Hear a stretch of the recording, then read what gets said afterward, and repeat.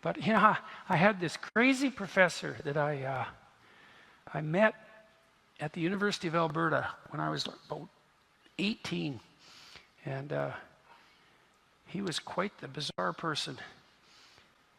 He vanished one day about 20 years later. He got on a bus in Winnipeg and to go visit his family and never showed up, and they never found a trace of him.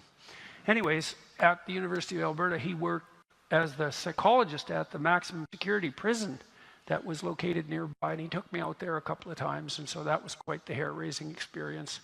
And I met some pretty serious psychopaths in the Edmonton maximum security prison. And he was a funny guy. This Stauberger was his name. He used to give us multiple choice tests. He did a course on creativity, and now and then he'd throw in a multiple choice test question, and all 4 answers would be the same, which I thought was, that was creative, and it was certainly funny, I thought. And some of the students really hated him, but I thought he was great. He was really cool. And what did he say about suicide? You can always do it tomorrow. Yeah, well, that's pretty good. It's pretty good. That's a pretty good piece of advice. It's like, you don't get to do it twice if you're successful. So is it not possible just to wait? Can you just wait? And that's pretty generic advice, but it's definitely worth thinking about, because it's final act. Then I would say too, let people around you know. You don't want to keep that a secret. And if you don't have anyone to tell, really it's time to go to the hospital and tell someone. And you tell, when you go to the hospital, you say, I'm suicidal. And I have a plan, and here's my plan. And that's, by the way, how you assess someone for suicidality, Because depressed people, lots of people get depressed, will have suicidal thoughts, and they're far from rare. And so then you might ask yourself, well, how do you know when someone's suicidal? And they're suicidal when they say to you, you say, well, do you ever think self-destructive thoughts? And they say, yeah, in my father's house, there's a basement and there's a pistol down there, and it's in the top right-hand corner of the bureau, and I know the bullets for that gun are in the bottom left-hand drawer, and I've taken that gun out of that drawer and I've toyed with it, and I thought, my parents are leaving next week for a weekend, and they won't be back, and I could go into the bathroom and put the barrel in my mouth and end it. It's like, that's a suicidal person. And you know that because they're not just being plagued by vague thoughts. They have a fully detailed, implementable vision of their death, and that's not good. And so if there's anybody in the audience who has that sort of fully fleshed out fantasy, I would say, tell someone, or more than one person. Tell the closest person you have to someone who cares, and if you don't have anybody to tell, then go to the hospital and tell them, because the probability is pretty high if you're suicidal that there's actually something wrong with you, that you're ill in some manner, and maybe you're depressed, but there's a lot of reasons to be depressed. Sometimes you might be depressed because you just have a terrible life, and that's very complicated. But sometimes you're depressed because you have an immunological condition, an inflammatory condition, or you're ill in some way that hasn't been diagnosed, or you have seasonal affective disorder and your circadian rhythms are off. Like, there's a lot of reasons that you can get desperate enough to be suicidally depressed, and there's always the possibility that can be fixed. And it's tricky, because when you're depressed, you definitely think that the future is dismal, and the past is dismal, and the present is unbearable, and the future is definitely worse, and it's all your fault besides. And that's basically the depressive cloud. It affects everything. It's very low level, profound, deep brain and psychic state. But it's generally rectifiable. And, since you can always do it tomorrow, you might as well run the whole gamut of treatments before you make the final decision.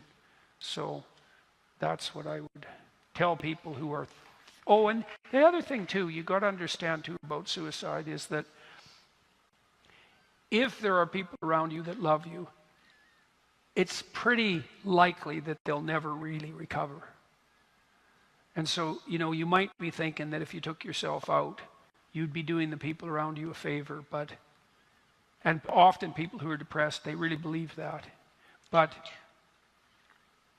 I've had lots of clients who were pretty damn traumatized by a familial suicide, and they just torture themselves for the rest of their life thinking, what if, I had one client, for example, her relative committed suicide an hour after she missed a phone call from him.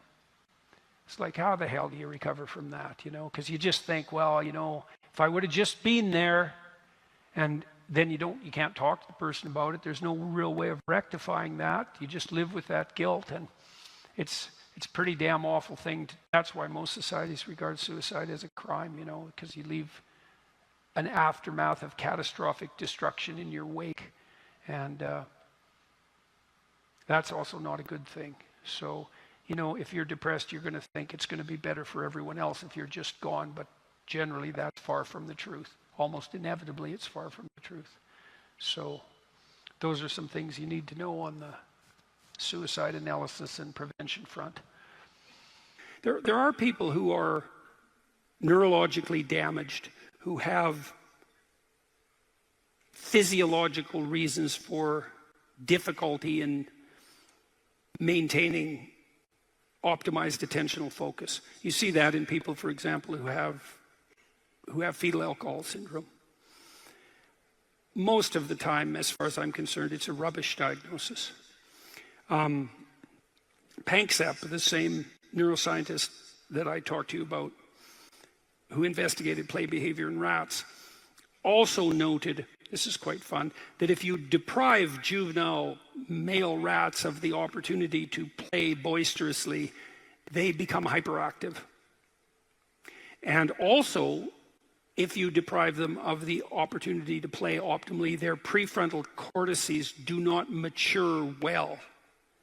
And the prefrontal cortex matures late, and it constitutes, in some sense, the pinnacle of neurological development, and it needs to develop in the course of intense play. And then he noticed that if you administered hyperactive play-deprived rats amphetamine, Ritalin, that it would inhibit their frenetic playing. And that's pretty much what's happening in schools. So the schools are not well adapted to boys. I don't think they're particularly well adapted to girls either, by the way, but they're particularly not well adapted to boys. Boys aren't designed to sit still and be bored out of their skulls for 7 hours a day.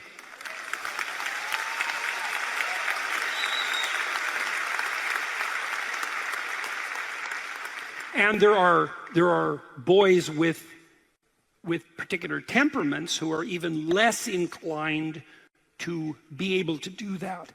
So, for example, if you're extroverted, highly social, possessed by a fair bit of enthusiasm and positive emotion, then you're going to appear more hyperactive. If you're creative, then your attention is going to be fragmented in some sense by the multiplicity of your interests. So if you're creative and extroverted, then you have both of those working against you in terms of your quiescent adaptation to the school environment. If you're disagreeable, which is also more likely if you're male, then you're quite likely to push back against what you see as stupid, arbitrary rules. And so we know perfectly well, for example, that attention deficit disorder overlaps with childhood conduct disorder and antisocial behavior. And I'm not saying that all children diagnosed with hyperactivity are conduct disordered. I'm saying that more aggressive boys tend to manifest symptoms that sometimes tilt them towards juvenile criminality and sometimes tilt them towards attention deficit disorder and hyperactivity. But it's partly their somewhat rebellious temperament. And so if you're disagreeable and extroverted and creative, then why wouldn't you be hyperactive? When amphetamines were first used to treat hyperactivity, the hypothesis was the following. Kids who are hyperactive or attention deficit disordered are of a different neurological type. Now, as I said, in rare circumstances, that's true. But absent evidence for neurological dysfunction, I would hesitate to make that presumption. The run-of-the-mill hyperactive boy, if you put him on amphetamines, Ritalin, his attentional focus improves. Now, the original hypothesis was that's because these abnormally neurologically structured hyperactive boys have a paradoxical reaction to amphetamine administration. It calms them down, whereas with normal people, they become more stimulated, okay? There's a word for that theory, and the word is wrong. Okay, so more intelligent and differentiated analysis has indicated that if you give any child amphetamines, the grip of what they're attending to is stronger.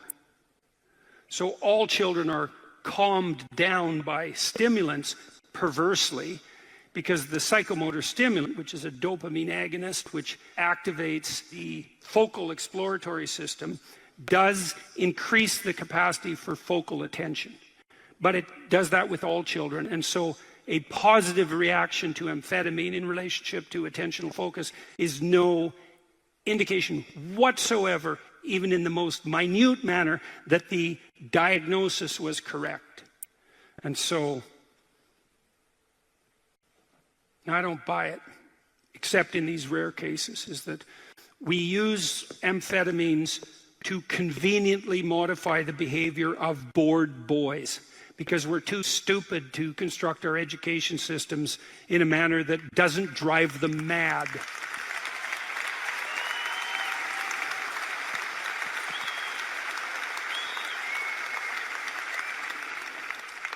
Look, you know, normal university students take Ritalin like mad in university because they learn that they can sustain attention, whether that's productive or not in the long run is a whole different issue, but they can sustain attention with less effort if they use amphetamines. Now, that's a degenerating game, fundamentally, like most drug use. And I suppose if it's very carefully regulated and the doses are low, then the negative consequences are less dramatic. But I think the whole thing's just, it's a psychosocial fraud. It's a, what do they call that? When a system produces there's a name for a disease that's created by doctors. I can't remember it. What's the word? Iatrogenic? Yeah, that's right. Yeah, hyperactivity is an iatrogenic disease created by schools. Yeah, that's the case. So boys should play more, way more than they do, way more. They should play to the point of exhaustion in some sense every day. Really, really. They'll quit when they've had enough.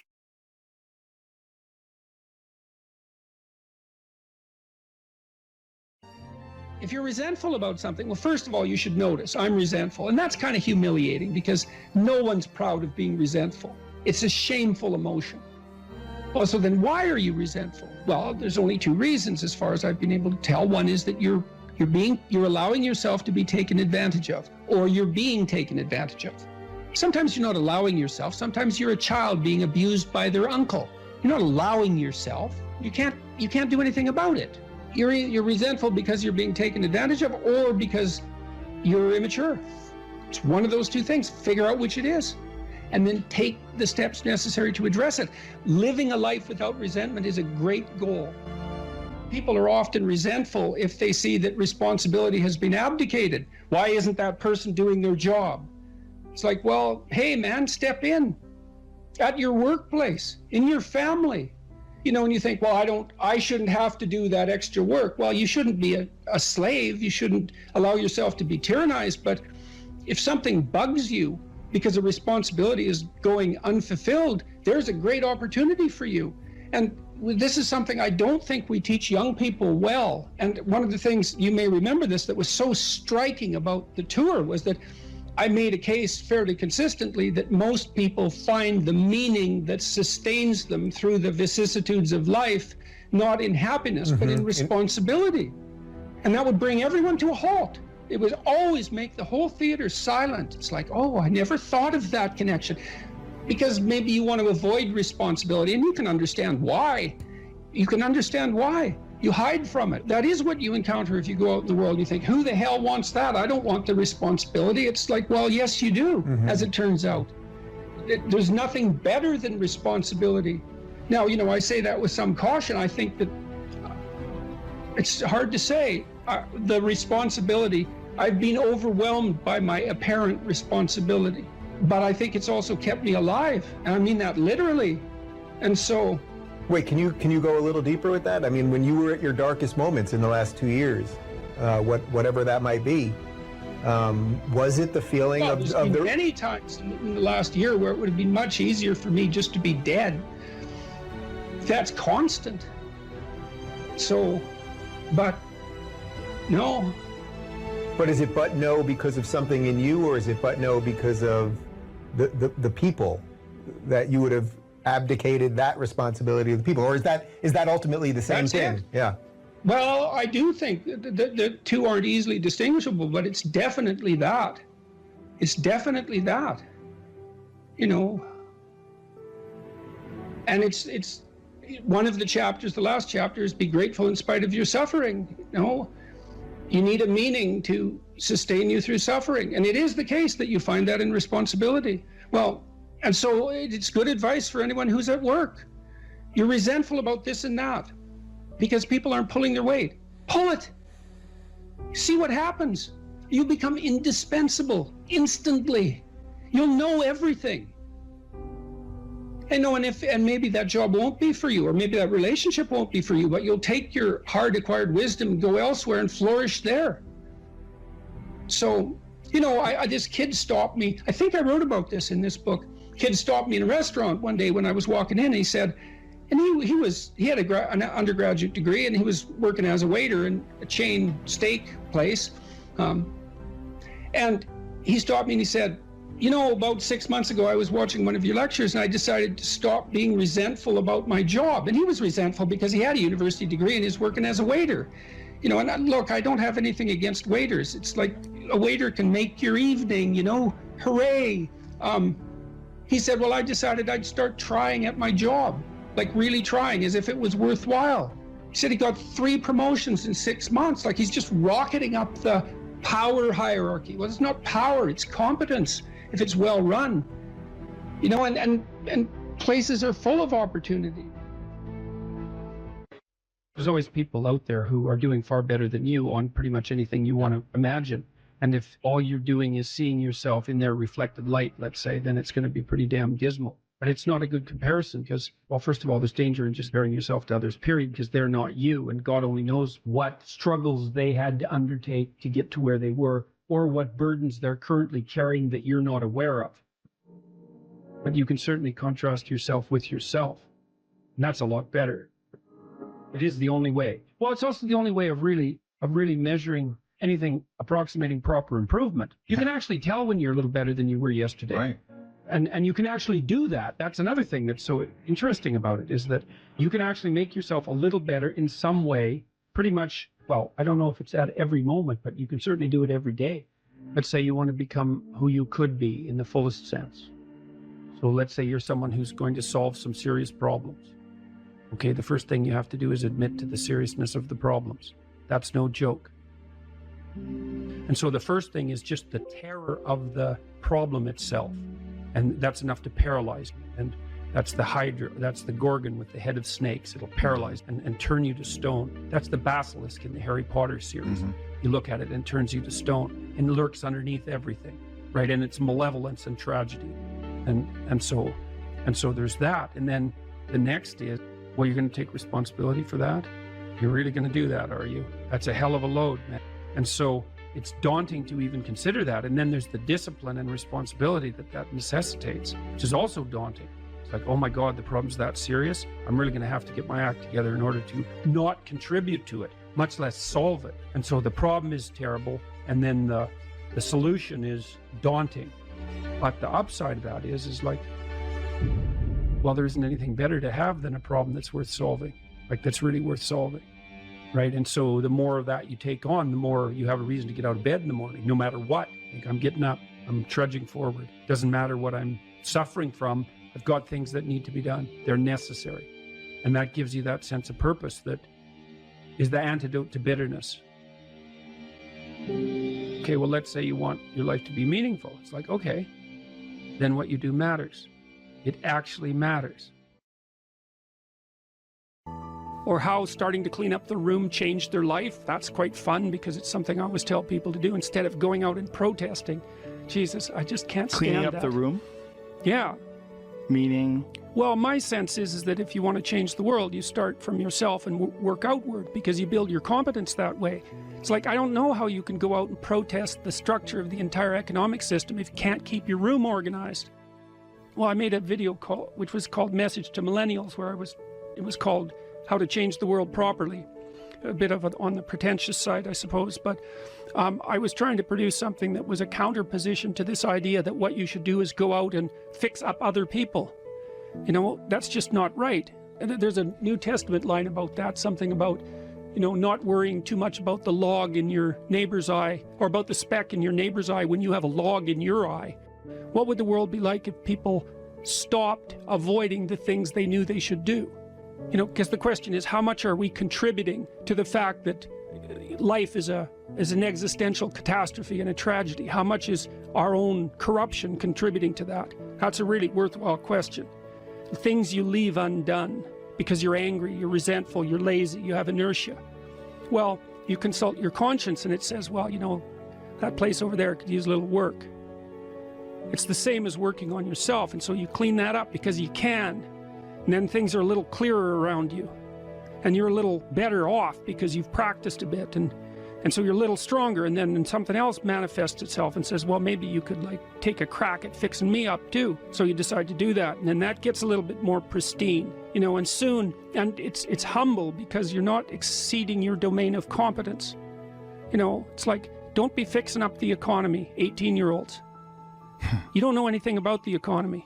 It's a massive, complex machine beyond anyone's understanding, and you mess with it at your peril. So, and can you even clean up your own room? No. Well, you should think about that. You should think about that. Let's say you want to become who you could be in the fullest sense. So let's say you're someone who's going to solve some serious problems. Okay, the first thing you have to do is admit to the seriousness of the problems. That's no joke. And so the first thing is just the terror of the problem itself. And that's enough to paralyze you, right? And that's the Hydra, that's the Gorgon with the head of snakes. It'll paralyze you and turn you to stone. That's the basilisk in the Harry Potter series. Mm-hmm. You look at it and it turns you to stone and lurks underneath everything, right? And it's malevolence and tragedy. And so there's that. And then the next is, well, you're going to take responsibility for that? You're really going to do that, are you? That's a hell of a load, man. And so it's daunting to even consider that. And then there's the discipline and responsibility that necessitates, which is also daunting. It's like, oh my God, the problem's that serious. I'm really going to have to get my act together in order to not contribute to it, much less solve it. And so the problem is terrible. And then the solution is daunting. But the upside of that is like, well, there isn't anything better to have than a problem that's worth solving, like that's really worth solving, right? And so the more of that you take on, the more you have a reason to get out of bed in the morning, no matter what. Like, I'm getting up, I'm trudging forward. Doesn't matter what I'm suffering from. I've got things that need to be done. They're necessary. And that gives you that sense of purpose that is the antidote to bitterness. Okay, well, let's say you want your life to be meaningful. It's like, okay, then what you do matters. It actually matters. or how starting to clean up the room changed their life. That's quite fun because it's something I always tell people to do instead of going out and protesting. Jesus, I just can't stand Cleaning up that. the room? Yeah. Meaning? Well, my sense is that if you want to change the world, you start from yourself and work outward, because you build your competence that way. It's like, I don't know how you can go out and protest the structure of the entire economic system if you can't keep your room organized. Well, I made a video call, which was called Message to Millennials, where it was called How to Change the World Properly. A bit of on the pretentious side, I suppose, but I was trying to produce something that was a counterposition to this idea that what you should do is go out and fix up other people. You know, that's just not right. And there's a New Testament line about that, something about, you know, not worrying too much about the log in your neighbor's eye, or about the speck in your neighbor's eye when you have a log in your eye. What would the world be like if people stopped avoiding the things they knew they should do? You know, because the question is, how much are we contributing to the fact that life is an existential catastrophe and a tragedy? How much is our own corruption contributing to that? That's a really worthwhile question. The things you leave undone because you're angry, you're resentful, you're lazy, you have inertia. Well, you consult your conscience and it says, well, you know, that place over there could use a little work. It's the same as working on yourself, and so you clean that up because you can, and then things are a little clearer around you, and you're a little better off because you've practiced a bit, and so you're a little stronger, and then something else manifests itself and says, well, maybe you could like take a crack at fixing me up too. So you decide to do that, and then that gets a little bit more pristine, you know, and soon, and it's humble because you're not exceeding your domain of competence.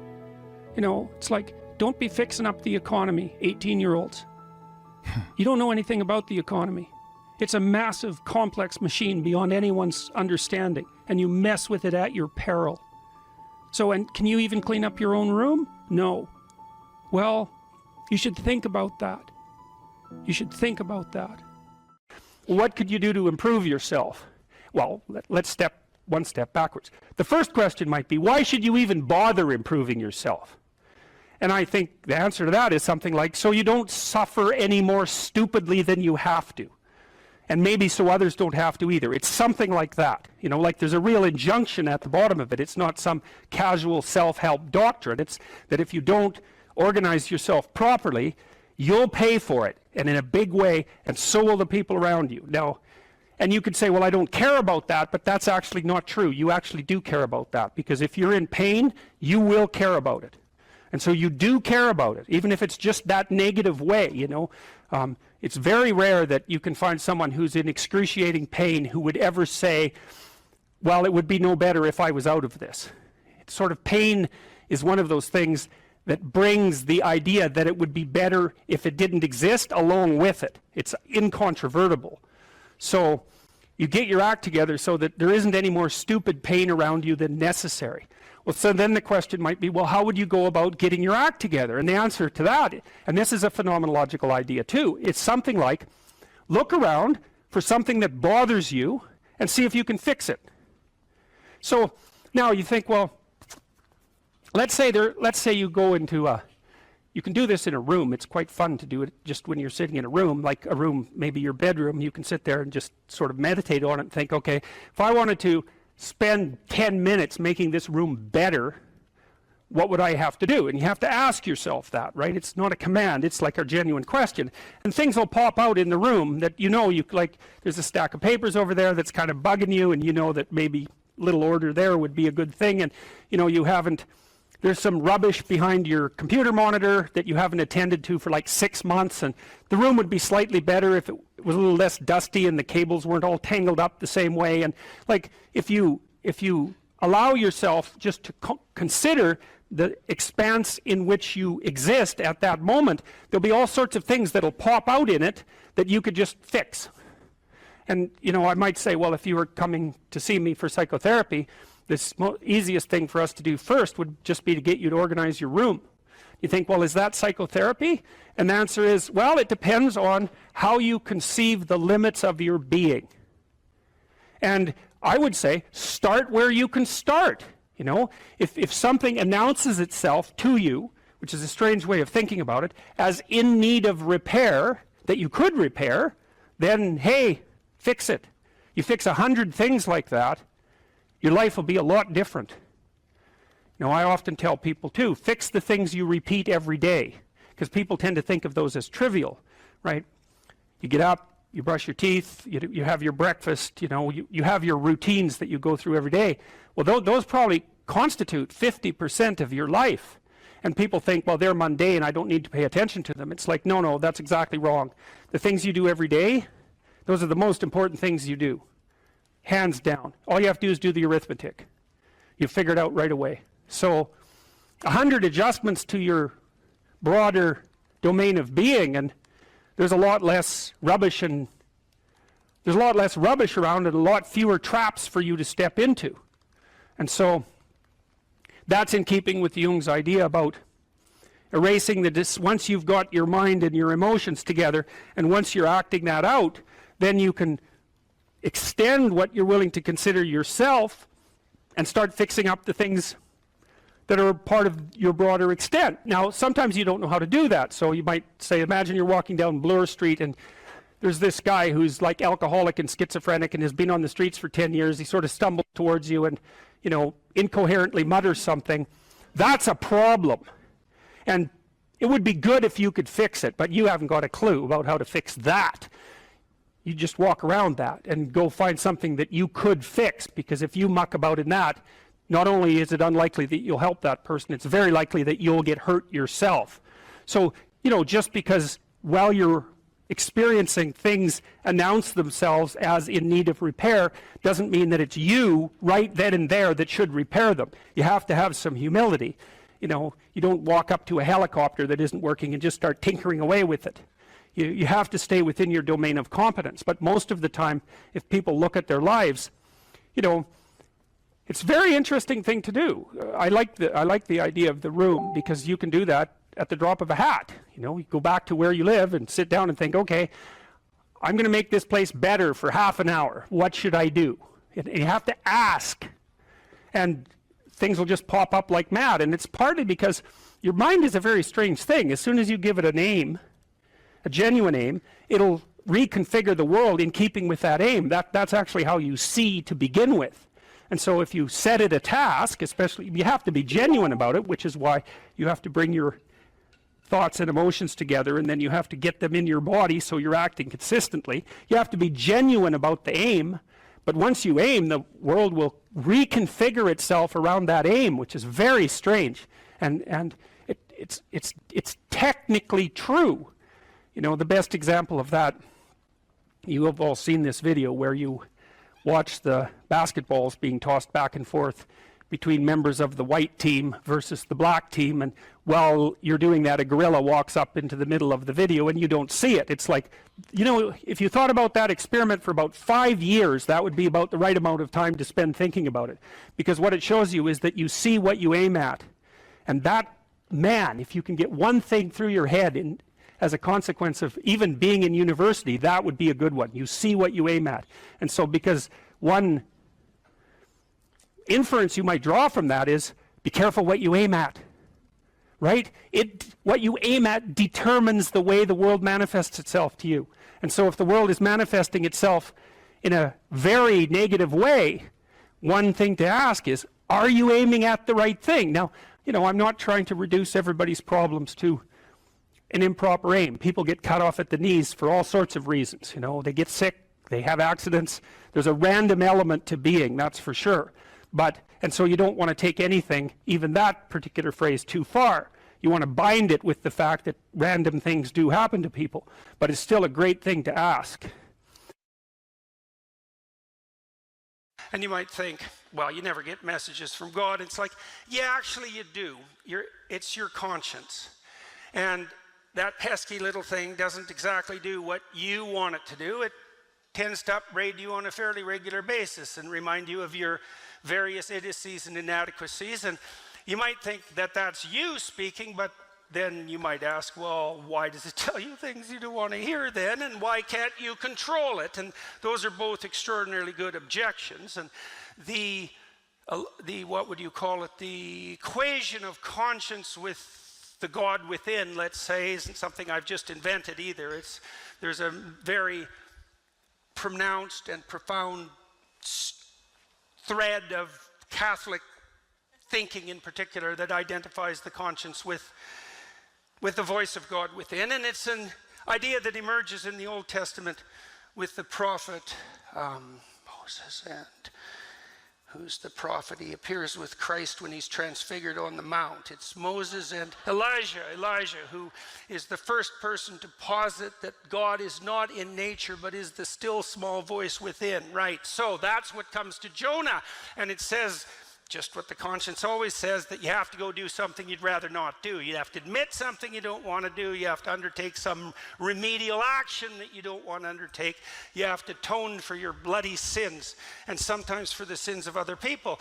And so the voice comes to Jonah and says, you know, there's a city some distance from you, Nineveh, and it's full of your enemies.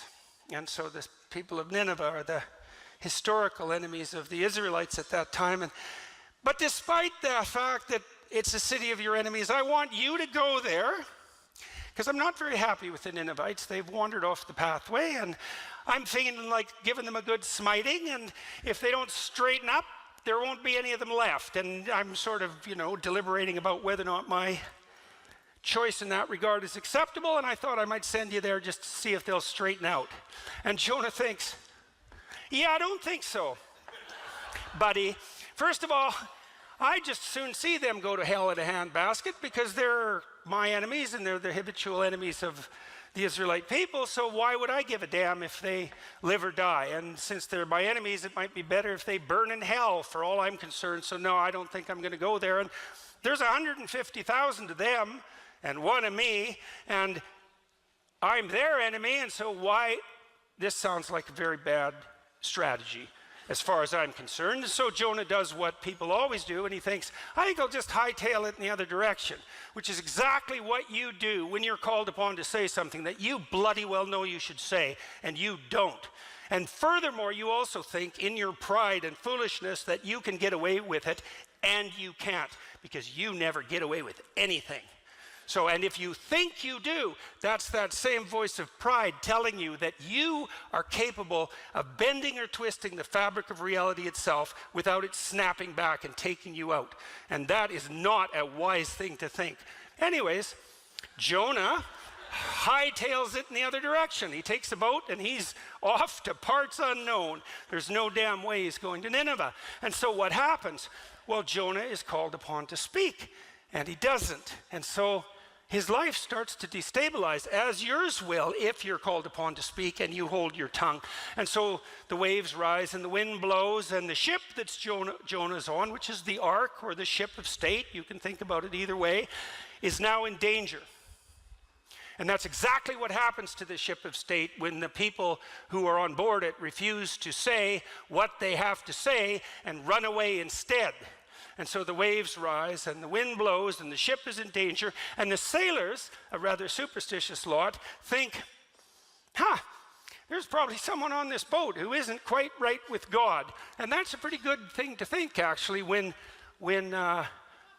your shopkeepers are starting to lock up your ice cream because the thieves come in the night to steal it, which seems to be what's happening in New York right now, and you think that the waves are starting to rise and the wind is starting to blow, and maybe that's because people aren't saying what they have to say.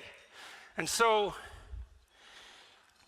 Jonah is asked by the sailors, is everything okay with the God you worship in you? And Jonah, who's still a relatively honest man, says, well, no, as a matter of fact, I had a direct commandment from Yahweh. And they say, well, who's this Yahweh?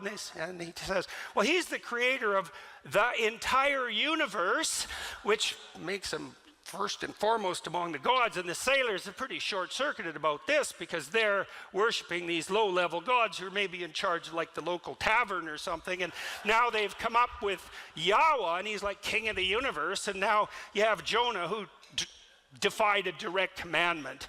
And they think, well, that doesn't seem like a very good idea if you actually believe in this guy. And nonetheless, the sailors are even pretty good guys, and they try to make for port so they don't have to throw poor Jonah overboard, but it's God they're dealing with, creator of the universe, so the waves just get bigger, and that's just not so good. And finally they think, all right, throw him overboard. And so he's overboard. And so what's the moral of the story there? It's like, Keep your mouth closed when you have something to say, and let the cat take your tongue when it asks to, and you'll end up drowning in the briny deep. And you think, well, that's pretty harsh. It's like, no, that's nothing. I mean it. That's nothing.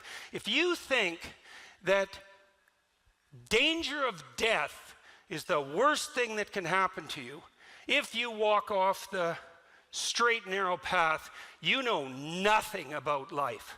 There are things that are far worse than death. And if you have even the least bit of familiarity with the catastrophic history of the 20th century and all the brutality that went along with all the silence and lies, you'd know perfectly well that death is one of the things you have to fear the least. And so what happens to Jonah? He's drowning away. That's pretty miserable, but that's nothing. The beast comes up from hell itself, right? And takes him in its mouth and pulls him down to the depths. And you might say, well, what are the depths? What's this whale? It's the jaws of hell. Well, and how do you know that? Well, he's there for 3 days. It's the same 3 days that Christ spends harrowing hell.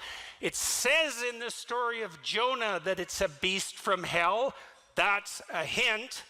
The parallels are there as well as the direct representations, and it's part of the standard mythological landscape. And what it means is that, look, if you fail to say what you have to say when it's your turn to talk, it isn't just your life that you're putting in danger. It's the entire bloody social contract. So what did Solzhenitsyn note in the Gulag Archipelago, which was perhaps the greatest study of totalitarian atrocity and the psychological reasons, practical reasons as well for the existence of that atrocity? Solzhenitsyn's conclusion was, a totalitarian state isn't a dictator oppressing the freedom-loving masses. That's a fool's vision of the world.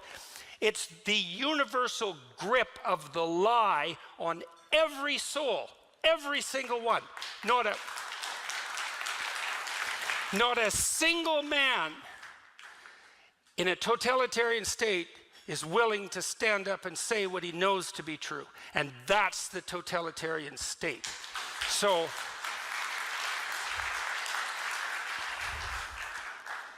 what happens if you don't say what you have to say? Well, then you go to hell and you take everyone you love with you. And that's what happens. And then I'll close with this. And that's not like some story. It is some story. But it's also what actually happens, as bluntly as it can be stated. And so that's another reason why it doesn't take courage to say what you have to say when you're called upon to speak. It takes wisdom, and that's not the same thing.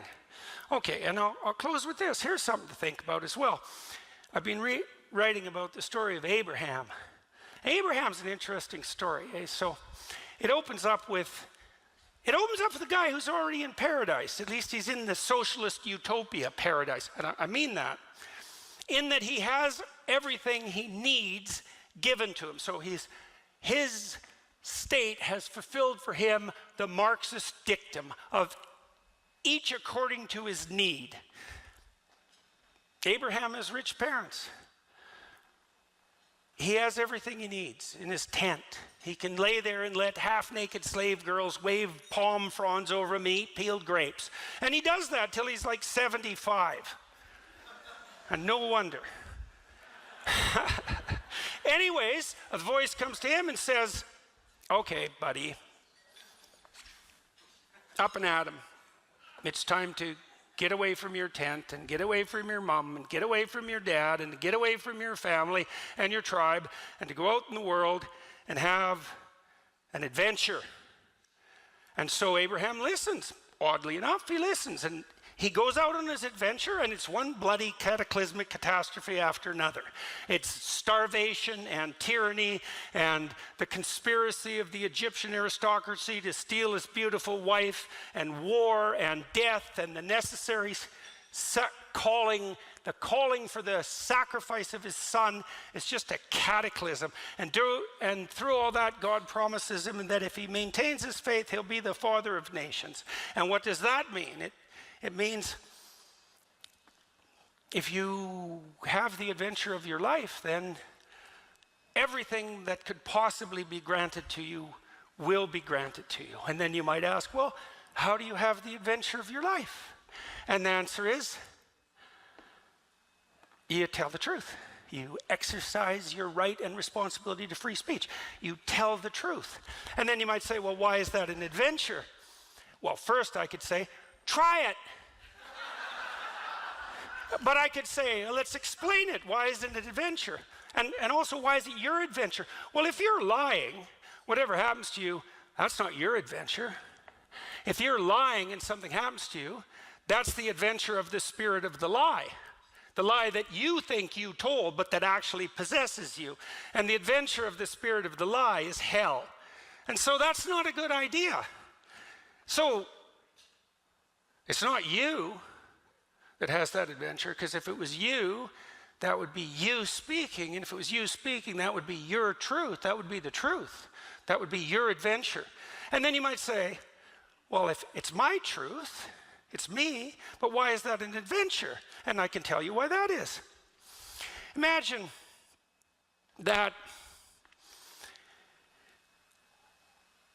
you're having a conversation with someone, and you've already decided what you want the outcome of the conversation to be. You want something from that person.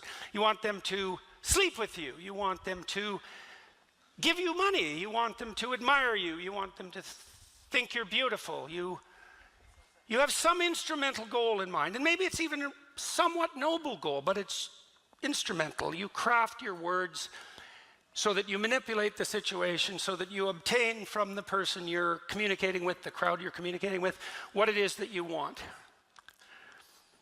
And maybe you get it. And then maybe you say, well, what's wrong with that? And what's wrong with that is like, well, what the hell do you know? Really, I'm dead serious. Have you never got something that you were aiming at that was the wrong thing to get? That happens to you all the time. I mean, sometimes you fail too, and that's obviously not pleasant, but the worst kind of failure is to get exactly what you're aiming for and find out that the lies you had to tell to get it turned out to deliver to you something that not only had no value, but that was actually contrary to your best interests. And then you might say, well, how could you possibly exist in the world otherwise? Because you have to have a plan, you have to be aiming at something, you have to be wanting something to even communicate. And I could say, well, actually, that's not true. You can replace that instrumental longing with faith. And here's the basis of faith, a form of faith. The basis of the highest form of faith is the decision to accept the proposition that whatever happens if you live in truth is by definition the best thing that can possibly happen, despite your inability as a consequence of your limitations to have the wisdom to see that. And it's a statement of faith, because there's no way of demonstrating the validity of that proposition before enacting the hypothesis. You have to commit to it. Well, let's make it practical. I manipulate you and I get what I want, but then I find out I didn't want what I wanted. And so instead, I don't manipulate you. Instead, what I do every time I speak, is I make things as clear to myself and everyone else as I possibly can. Right? And let the devil take the consequences. And so what's the consequence of that? You have no idea what's going to happen next. Right? You throw caution to the wind. You have no idea. You think, well, I better not say that because this might happen. It's like you just have to let that go. It's like, no, this is the thing to say now. And whatever happens, bring it on. Well, that's an adventure. Right, that's an adventure. And if you do it enough, then you have the adventure of your life. And then if you have the adventure of your life, it's so bloody interesting and so engaging and so exciting that it justifies the misery of your existence.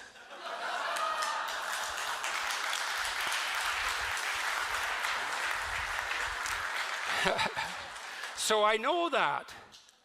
And that's why I say what I have to say. And that's why I said what I had to say tonight. And so, thank you very much. You cite a tired brain, foggy thinking, as the reason to stop answering questions or giving a talk. How do you combat this while working or writing daily? Well, I eat a big breakfast relatively soon on waking. That really helps. If any of you out there are anxious, and many of you no doubt are, there'll be a large number of you who are anxious and don't eat breakfast. There'll be a whole bunch of you out there who think, well, I don't eat breakfast. It isn't necessary. It's like, that's wrong. It's necessary. You fasted all night. If you load yourself cognitively or physiologically in the morning, your brain, stressed, will encourage your body to produce insulin. It will take all the blood sugar out of your blood, and then you're done for the day. And then you'll be anxious. And a lot of the rest of you too, you'll find if you're anxious, try this. It's really, really interesting experiment. The next time you're anxious, go eat something. Eat some protein and fat would be best. You could have cheese and crackers. I'm not a big fan of carbohydrates, but whatever. Eat whatever you're willing to eat, but make it solid. Don't eat a peanut butter, or don't eat a chocolate bar or something sweet. Eat something substantial, a piece of meat, a piece of cheese, some peanut butter, something like that. And then wait 10 minutes and see if you're less anxious. And try that for like 2 weeks. Every time you get anxious, eat something. Because then you can find out if your anxiety is linked to low blood sugar. And it's very likely that it is, especially if you also get irritable and foggy in your thinking. And the best way to treat that, as far as I've been able to tell, and there's a decent literature on this, is to make sure that you eat a big breakfast. And you might say, well, I'm not hungry in the morning. It's like, who the hell cares if you're hungry? I didn't say enjoy your breakfast. I said eat it. That's not the same thing. You know, there's lots of things that you need to do that you don't enjoy to begin with. You'll get hungry in 6 months and then you'll start to enjoy it. So that's a massive difference. I take small naps quite frequently. If I'm wiped out, I'll go have a nap for 10 minutes or 15 minutes. And then that helps quite a lot. I try to wake up on a fairly regular schedule. That's another thing I would really recommend for people whose lives are in disarray and who are anxious. Try to fix your wake time. Going when you sleep, that's not so important. So you can still, stay up late and have fun and all that. But getting up in the morning is really helpful. So, and you also have to figure out how much you can work or write. I can't write for more than about max. My sustainable maximum for writing is 3 hours a day.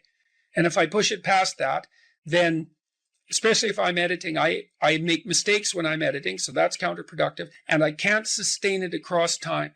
And so I don't really think you can do more than about 3 hours of extremely intense intellectual work a day. Although if you have a nap, you can stretch that, but I think at least I end up paying for it across time. So nap, make sure you eat, and make sure that you get enough sleep. So that's how I combat it and try to make myself hyper efficient.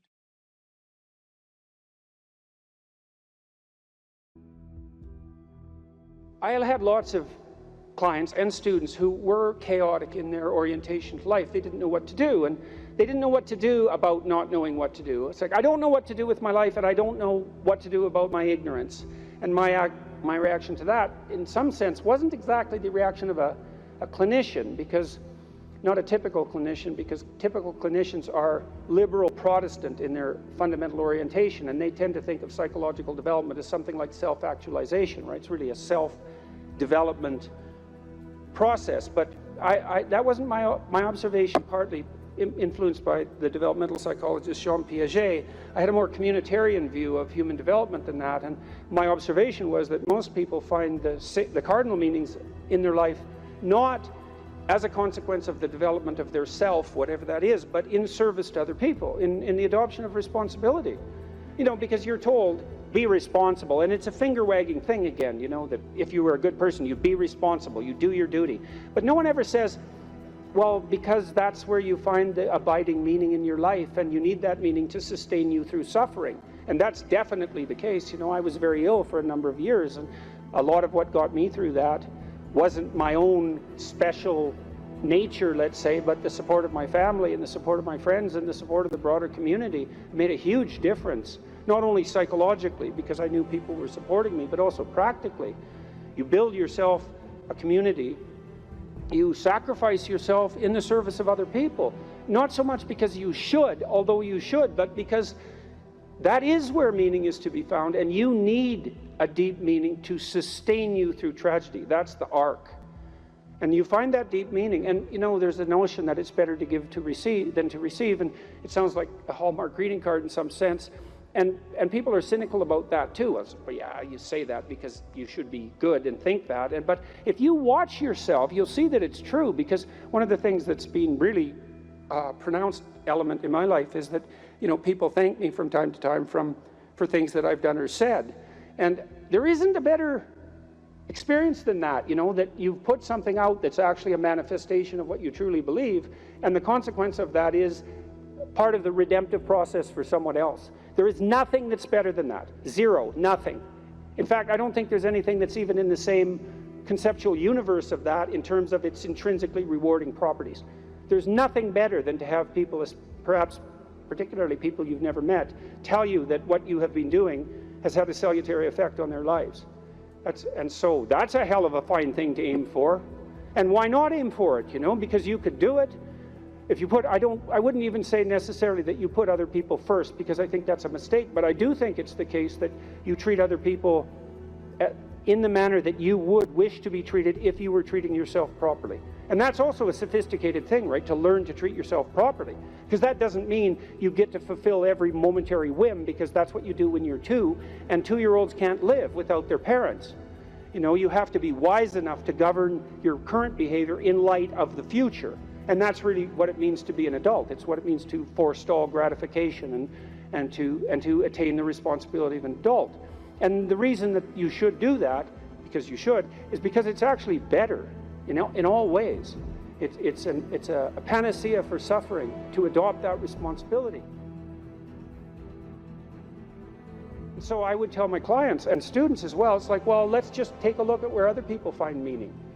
You know, and we'll see how your life matches with that. Do you have an intimate relationship? Yes or no? The right answer is yes. Now, maybe not for you, and maybe you don't right now, and maybe you have your reasons not to because you're a singular person in that regard, but probably not. Because that's like a third of life. And so if you don't have that, that might be one of the reasons you're not doing so well. And the fact that you don't have it might be an indication that you're not oriented in the proper direction. Oh, I can give you an example of that. I had many people question me when I was just on tour. This is a question that came up quite rapidly, often in the Q&A sessions. How do I find the right person when I'm dating? How do I find the person who's right for me when I'm dating? And I got that, or on the internet, I got that question like 3 times in a row, and I thought, because I always think this, what about that question? What's wrong with that question? Something wrong with that question. How about, how do I conduct myself so that I am the best possible partner? Now that's a whole different, right? That's a whole different conceptual universe, and virtually no one ever asked that question. And I would say, well, if you want an answer to the first question, which is how do I find the person who's right for me, you actually start by asking the second question, which is what can I bring to the table for someone else? And if you're really good at bringing something to the table for someone else, hey man, people might be lining up to be your partner. And if they're not, then you might think, well, maybe I'm just not bringing the right thing to the table. And that's worth thinking, especially if you're desperate, you're lost, and you're alone. It's like, maybe I got this wrong.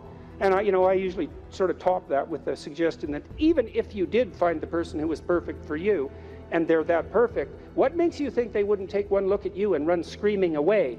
And they likely would if they were that perfect, because, really, are you that much of a catch? And if you think you are, that might be part of the problem. So that's one, right? Intimate relationship. So I would say to you at the crossroads, develop a vision for your relationship. There's a gospel saying, which is, of course, impossible to comprehend or believe. Knock and the door will open, ask and you will receive, seek and you will find. And people think, well, no way, the world's not constituted like that. It's like, it goes back to the idea of aim. If you don't aim at it, you're not going to hit it. And you know, it might also go back to a question about what do you mean by ask and what do you mean by want? Because it isn't just some casual request. You know, you're praying to God, I wish I could find my wallet or something like that, as if he's the casual granter of magical wishes, like a fairy with a magic wand. You know, it's not that. Asking means something like this: I am willing to give up everything that I'm doing wrong so that I can put things right, if I could know what right was. And that's you're on your knees when you say that, man. And maybe if you're on your knees, you get the answer. And so that's worth thinking about. So, you know, if you knocked and you wanted to walk through and you asked and you wanted to learn, you know, and you sought because you wanted to find, maybe you would receive and be answered and find, but not without aim. And so I might say, well, look, if you could have the relationship you wanted, you get to have the relationship you want and need, but you have to know what it is. And so then you need a vision of that. It's like, and a developed vision, you know? Not, I need to find the person right for me. It's like, what do you mean by that? No. How are you going to treat your partner when they come home from work? How about something that concrete? Or how would you like to be treated when you come home from work? Or what sort of partner do you want in relationship to their attitude towards children? You have to make it real, you know, like it's the story of your own life, which, by the way, it is. And then maybe you find it, because at least once you've developed the vision, if it manifests itself, you'll recognize it. That's something. Why don't you set your family right? No, you need siblings. Maybe you don't have them. Set your relationship with your parents right. Fix your relationship with your father, with your mother, with your siblings. The same thing. And then what sort of relationship do you want to have with your children? You know, if you could have what you wanted. I had a very good relationship with my children. My daughter, as I said, was very ill, so that made things complicated. But I had a great relationship, and still do, with my son. It's one of the lights of my life. And we concentrated on making that relationship pristine, you know, both of us, and my wife as well.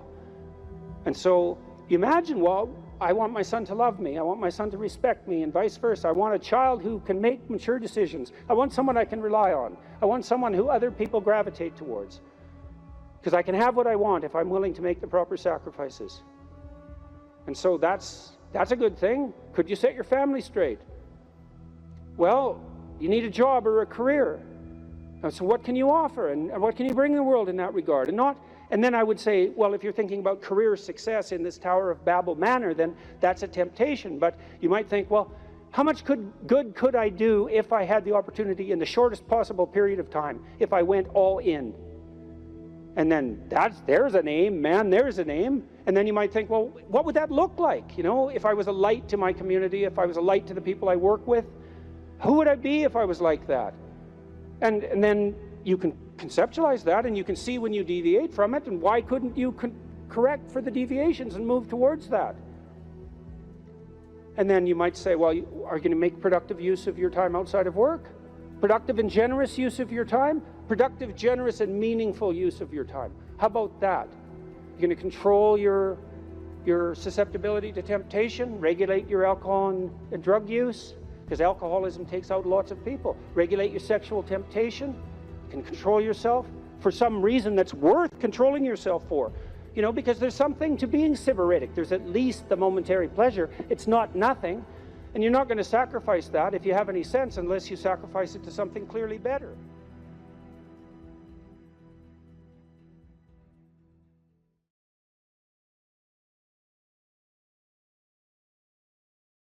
There's this old story in King Arthur where the knights go off to look for the Holy Grail, which is either the cup that Christ drank out of at the Last Supper, or the cup into which the blood that gushed from his side was poured when he was crucified. The stories vary, but it's basically a holy object, like the phoenix in some sense, that's a representation of transformation.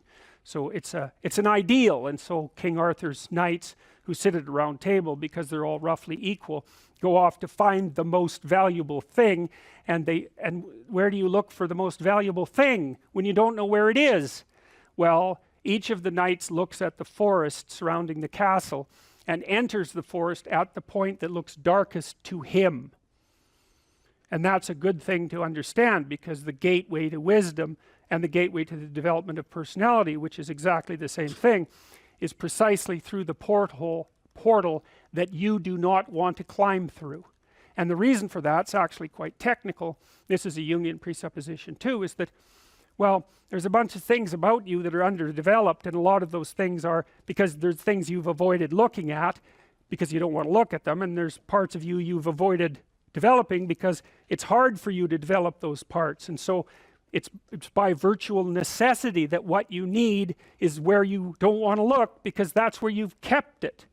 And so, and that's why there's, you know, an idiosyncratic element of it for everyone. Your particular place of enlightenment and terror is not going to be the same as yours, except that they're both places of enlightenment and terror. So they're equivalent at one level of analysis and different at another. So anyways, back to fiction and what it does. It distills truth, and it produces characters that are composites. And the more they become composites, the more they approximate a mythological character. And so they become more and more universally true and more approximating religious deities. But the problem with that is they become more and more distant from individual experience. And so with literature, there's this very tight line where you need to make the character more than merely human, but not so much of a god that, you know, one of the things that happened to Superman in the 1980s, Superman started out, he's got a heavenly set of parents, by the way, and an earthly set of parents, and he's an orphan like Harry Potter. Very common theme is that when Superman first emerged, he could only jump over buildings, you know, and maybe he could stop a locomotive. But by the time the 1980s rolled around, like, he could juggle planets and, you know, swallow hydrogen bombs, and, you know, he could do anything. Well, people stopped buying the Superman comics because how interesting is that? It's like something horrible happens and Superman deals with it.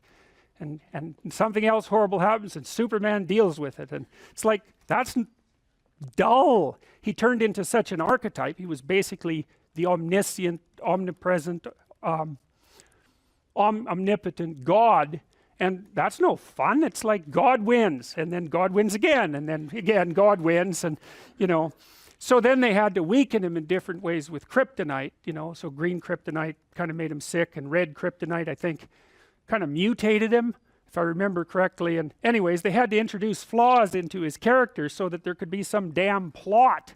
And that's something to think about, you know. There's a deep existential lesson in that your being is limited and flawed and fragile. You're like the genie, which is genius in the little tiny lamp, you know, this immense potential, but constrained in this tiny little living space, as Robin Williams said when he played the genie in Aladdin. But the fact that you have limitations means that the plot of your life is the overcoming of those limitations, and that if you didn't have limitations, well, there wouldn't be a plot, and maybe there would be no life. And so that's part of the reason why perhaps you have to accept the fact that you're flawed and insufficient, and live with it and consider it a precondition for being.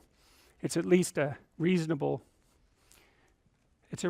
idea. So anyways, one of the main characters is the country, the known, the explored territory. We went over that a bit, and it always has two elements. I mean, your country is your greatest friend and your worst enemy, you know, because it squashes you into conformity and demands that you act in a certain manner, and reduces your individuality to that element that's tolerated by everyone else, and it constrains your potential in a single direction. And so it's really tyrannical, but at the same time it provides you with a place to be and all of the benefits that have accrued as a result of the actions of your ancestors and all the other people that you're associated with. So there's the good tyrant, or the bad tyrant, and the good king, and those are archetypal figures, and that's because they're always true, and they're always true simultaneously,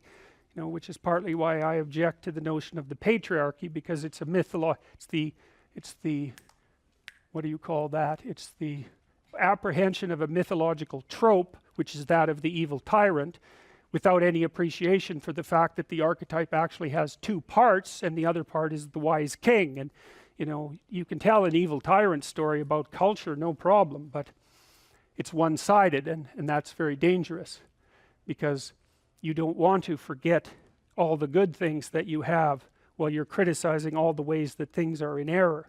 That's a lack of gratitude, and it's a lack of wisdom, and it's founded in resentment, and it's very dangerous, both personally and socially.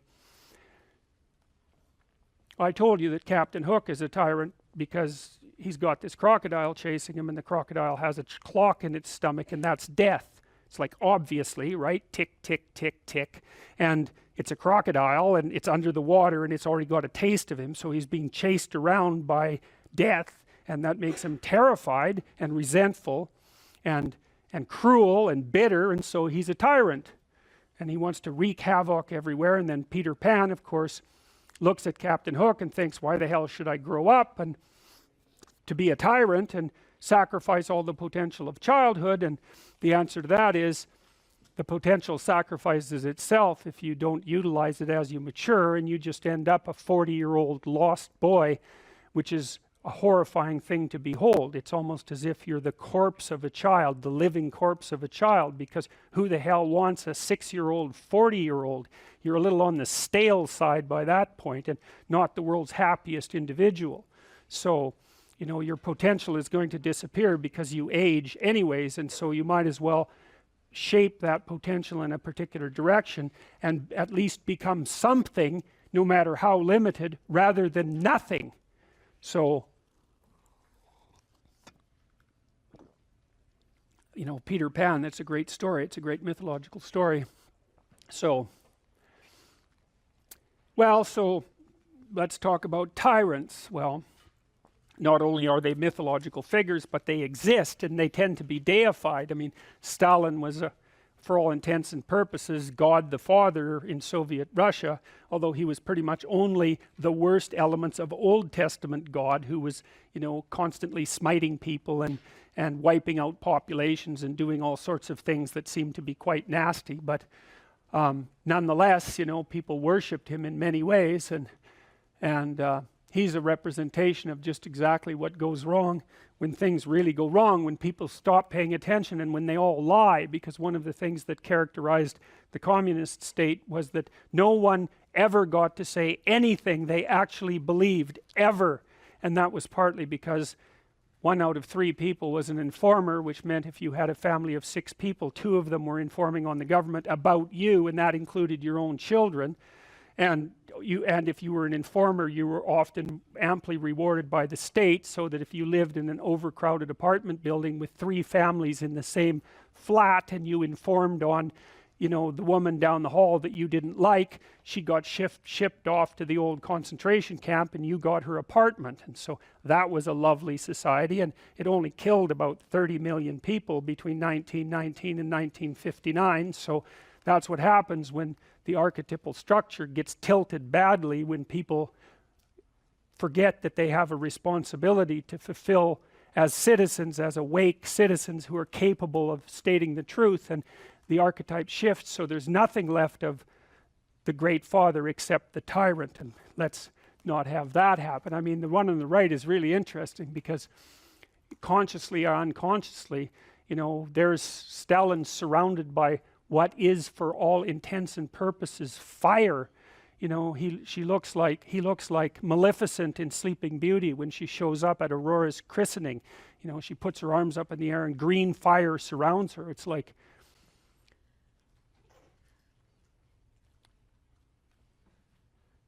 he's surrounded by fire, and there's Lenin above him, who's like king of the fiery realm, and that's for sure.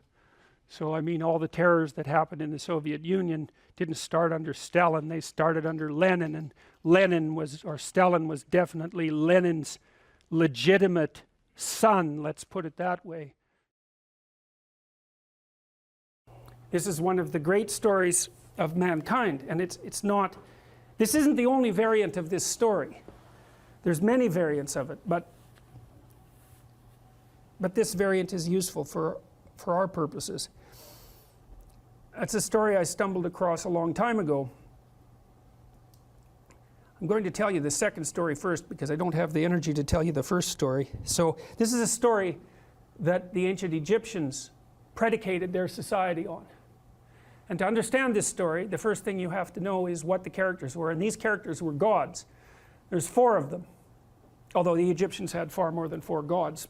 You might think of these as the central gods.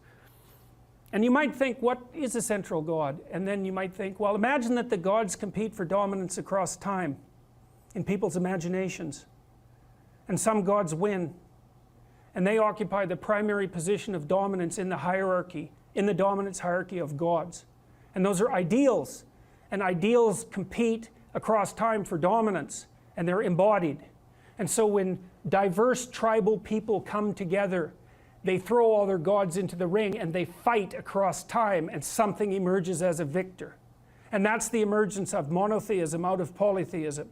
And it parallels the development of a unified morality within each of us as we develop across time.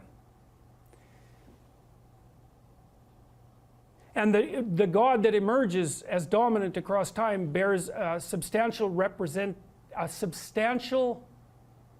resemblance. Imagine you have a set of gods in this locale that are competing across time, and something emerges as dominant. And then over here you have another set of gods that compete across time for dominance, and something emerges. You'll see major commonalities across the 2 things that emerge. And the reason for that is because the process of emergence that gives rise to both of them is similar in both situations. And that's part of what accounts for the cross-cultural similarity of high-order religious ideas. All right, anyways, you need to know the characters. Osiris. Osiris is the old king. He's Dumbledore for all intents and purposes. He's the old king. He's the spirit that established the Egyptian state when he was young. He was a great hero, but now he's old. And he's archaic and he's willfully blind.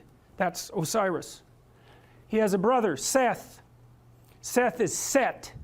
And Set is Satan, because the word Satan comes from the word Seth and Set via the Coptic Christians. So he's a precursor to the Western idea of Satan.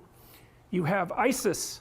Isis is queen of the underworld, and Isis was the goddess of a religious structure that prevailed across thousands and thousands of years. Isis. And you have Horus. Horus is a falcon, and the Egyptian eye.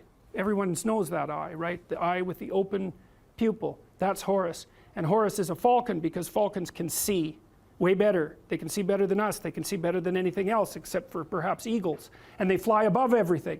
Zazu in Lion King is Horus, right? And Mufasa is Osiris. And Scar is Seth. And there's no specific representation of Isis, but the closest there is in that story is probably the Queen of the Hyenas that's played by, who's the actress? Yes, Whoopi Goldberg, that's right, because she's like the queen of the underworld, right? She's the queen of the hyenas that live out among the death. But, okay, anyways, Seth, Osiris, Seth, Isis, and Horus. Here's how the story goes. Osiris is a great king. He established the Egyptian state. You could think about him as the embodiment of Egyptian custom and tradition. You could think about him as the thing that the pyramid represents. All right? But he was great when he was young, but he's not young anymore. He's old, and he's willfully blind. And what that means is that he doesn't see what he could see. He refuses to see what he could see. Why is Osiris old and willfully blind? Because that's what culture is. It's a paternal spirit that's old and willfully blind, and it's always that way, always that way. And the reason for that is because it's a construction of the dead. The dead aren't alive. They can't, so they're out of date, and they can't update themselves anymore. And you inhabit their corpse. And that's actually what happens in an earlier story that I'll tell you next week. The early Mesopotamian gods inhabited the corpse of their father, roughly speaking. Anyway, so Osiris was great and when he was young, but he isn't young anymore. He's old and he's willfully blind. He won't look where he knows he should look. He doesn't have the energy, or maybe he doesn't have the spirit. His brother Seth is not a good guy. And Osiris knows it, but he underestimates his malevolence and power. And so Seth wants to rule the kingdom. So what does that mean? It's easy. Every stable society is threatened by willful blindness and malevolence. Always. Every bureaucracy has that proclivity to stagnate and to become blind. That's why corporations die all the time. That's why a Fortune 500 company only lasts 30 years. It's why we have to have elections. It's to stop the dead from staying in control for too long. Osiris turns a blind eye to Seth. Seth is happy about that. Same thing happens in the Lion King, roughly speaking. Seth one day waits for Osiris to make a mistake and to be weak, and he attacks him and he chops him up into pieces. And he distributes the pieces across the entire Egyptian state. In fact, the Egyptians regarded their provinces as pieces of Osiris's body. Okay, so now you can't kill Osiris because he's a god. And why is he God? A god because he represents the spirit of structure. And there's always structure. It can't be destroyed. It always reconstitutes itself. It can be hurt and broken into pieces, which is exactly what happens to Osiris. Things fall apart. Why? Because they get old and because malevolence undermines them. That's what the Egyptians were trying to sort out. Okay, so Seth distributes his Osiris all over Egypt so he can't get himself back together. Right? Things fall apart and they can't be brought back together.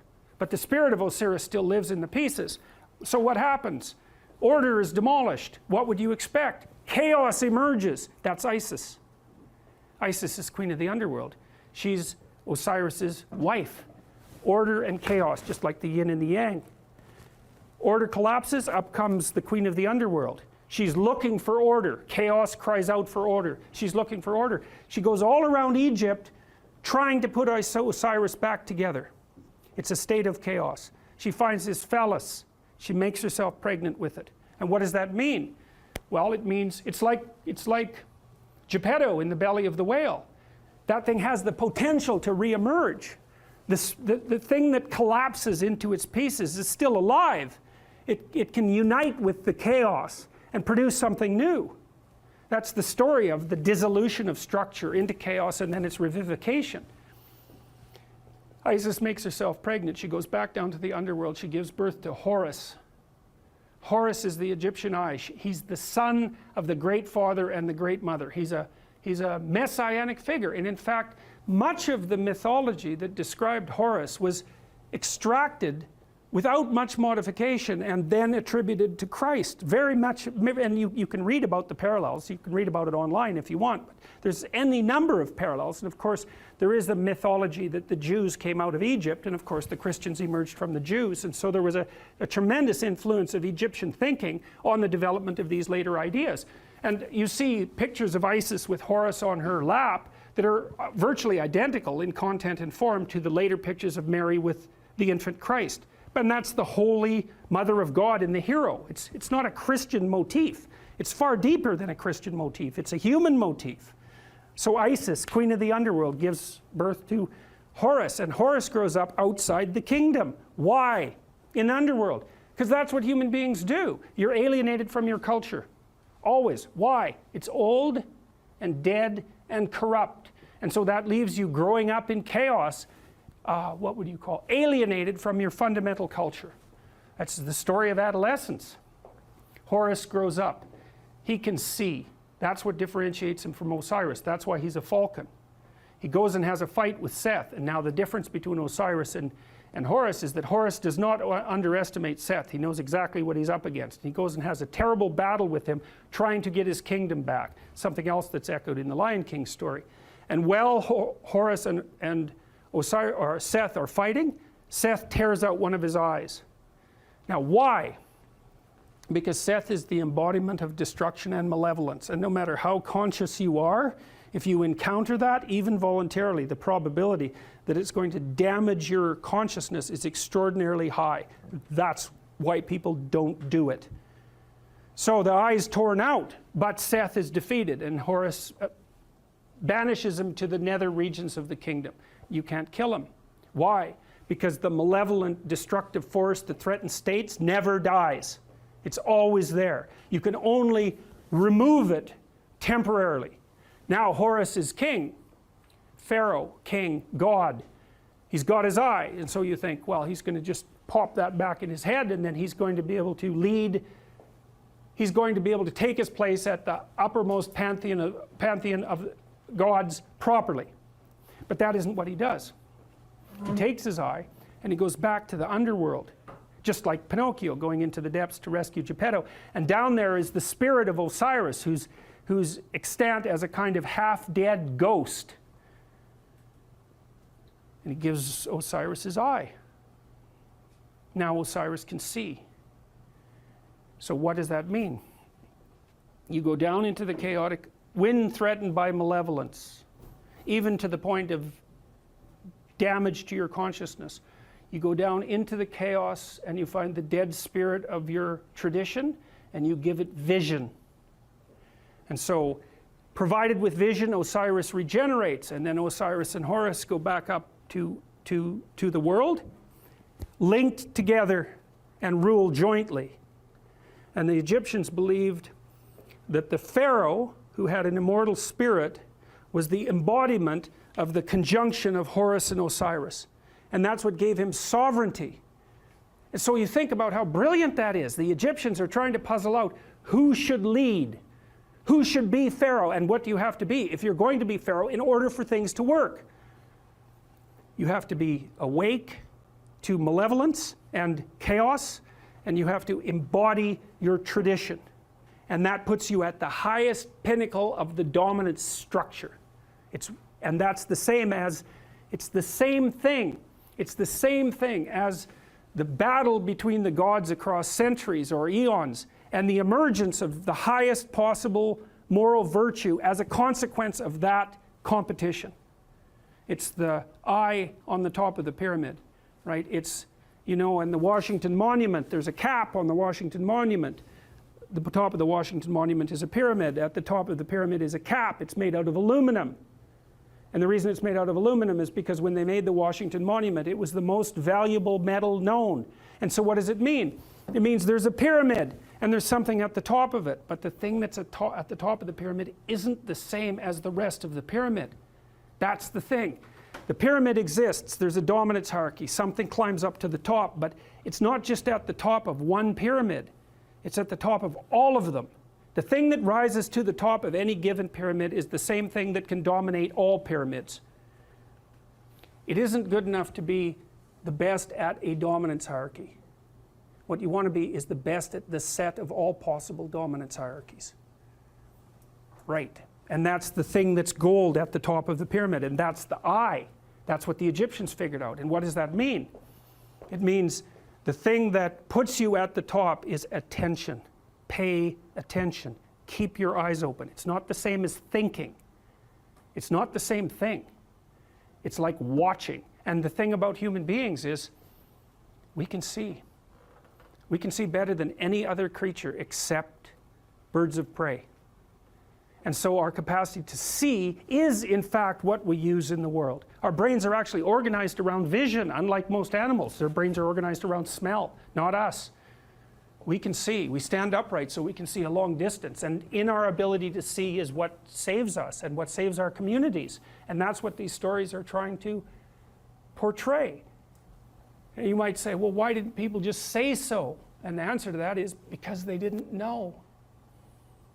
It took a long time to figure it out. Forever. It's taken forever to figure it out.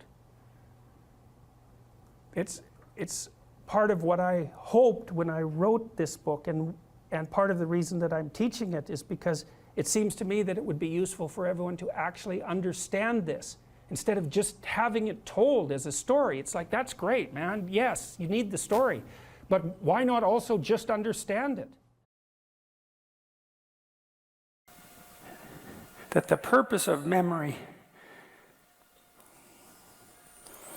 is to provide you with a map of what to do so that you can be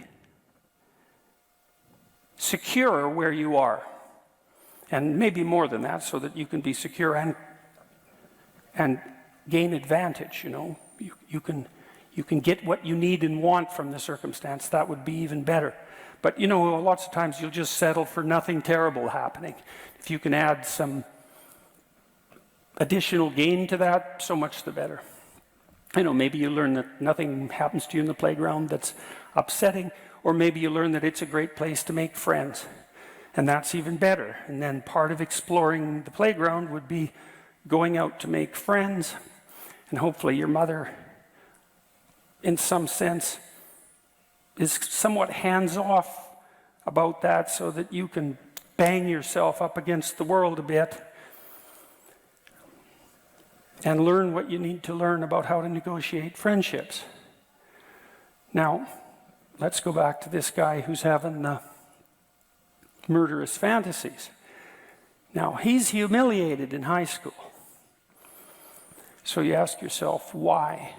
Well, there's a pretty good literature on bullying, and generally, bullies poke at all sorts of people, and they start with little pokes, and if they can get a response that's gratifying to their desire to shame, then they'll keep attacking. But they start off small, and not everybody gets bullied. Most people get bullied some when they're kids, but some people are targeted fairly frequently, and they're people who tend to react in the manner the bully wants. And perhaps there are also people who don't defend themselves very well when the first pokes occur. You know, they don't have a quick word in response. They won't stand up for themselves. They retreat. They get over emotional. So then you might ask yourself, well, why would that be? Well, if your mother is operating properly in the playground, she's there when you run back and you need her. She's not there behind you when you don't need her, making sure nothing bad happens to you. And, well, why? Well, because bad things are going to happen to you, and what you need to learn is how to deal with that on your own. That's the best protection your mother can provide in the final analysis, is to allow you to be challenged, to build competence. And that takes a fair bit of forbearance on her part. She has to be willing to let you go out there and make mistakes. I remember when my daughter was learning, I bought her these monkey bars. Climb up a ladder, across a ladder, down a ladder. It was pretty high. It was about 8 feet, I think. And she was about 3. She was out in the backyard learning to climb up these monkey bars. It was really interesting to watch her. She'd lift her foot up, and lift it up a little higher, lift it up a little higher, and then she'd put her foot on the first rung and put a little weight on it, and then repeat that. Then she'd go up to the first rung, and then she did that with the second rung. Like just trial and error, right? A little foray, a little foray, a little foray, mastery, and then a little higher and a little higher. It was a fairly high monkey bar for such a little kid. But we were watching her, and she was doing a good job. We just let her be. And you know, maybe she falls off the monkey bars when she gets to the top and breaks her arm. And then aren't you a terrible parent? And the answer to that is maybe. And maybe not, too. You know, because getting that line between protection and overprotection right, that's tough. So now I'll tell you a little story that you all know. So I'm sure most of you have seen the Disney film Sleeping Beauty. And it's a very interesting film, very interesting story. So the way the story sets itself up at the beginning is there's a king and a queen, father and a mother, let's say. And they're older. They haven't had any kids. So they're older parents. And they really want a child because they're older parents and they haven't been able to have any kids. And so finally they have a daughter. They call her Aurora. And they're pretty thrilled about it, and the whole kingdom has a celebration, and it's christening day, and they invite everyone in the kingdom to come except Maleficent, which is an interesting word because she's an evil queen, but Maleficent means malevolent, right? She's not only that she's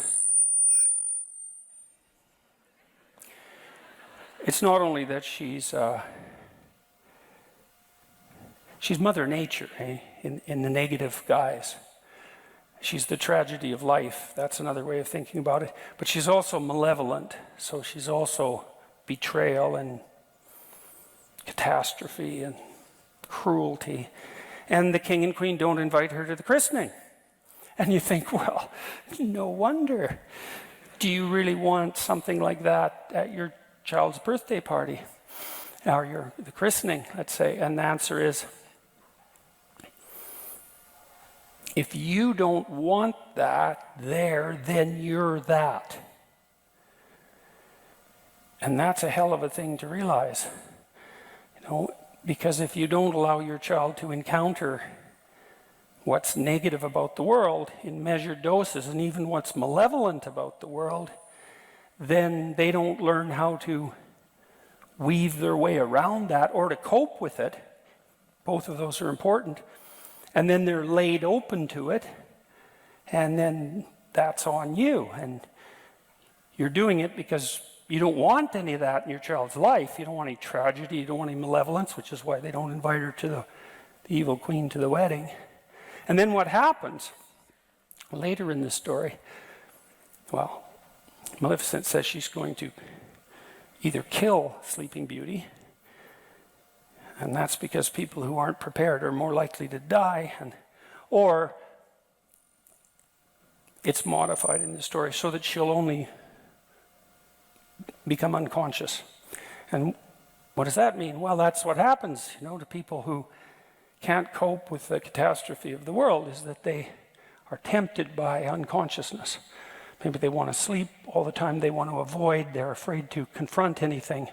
Right? They want to shrink back instead of advancing forward. And to advance forward, in some sense, is to advance forward with full consciousness and courage, and to shrink back is to wish for unconsciousness and maybe even death. And so when Sleeping Beauty hits puberty, she falls in love instantly with some guy she meets in the forest, which is not really something to be recommended. And she falls too hard and too fast for anyone who's sensible, and then finds out that that's a love that's not meant to be, and she's so catastrophically destroyed by that Maleficent is able to entice her into unconsciousness. And so then she's asleep. And she's asleep because the world's too much for her. She wants to be asleep. The rest of the story is about, I think it's Prince Philip, the hero, who confronts Maleficent, who transforms herself into a dragon and attempts to destroy him. And he confronts her successfully and hacks his way through all the thorns that she's put around the castle and wakes Sleeping Beauty up. And you can think about that in a sort of cynical way,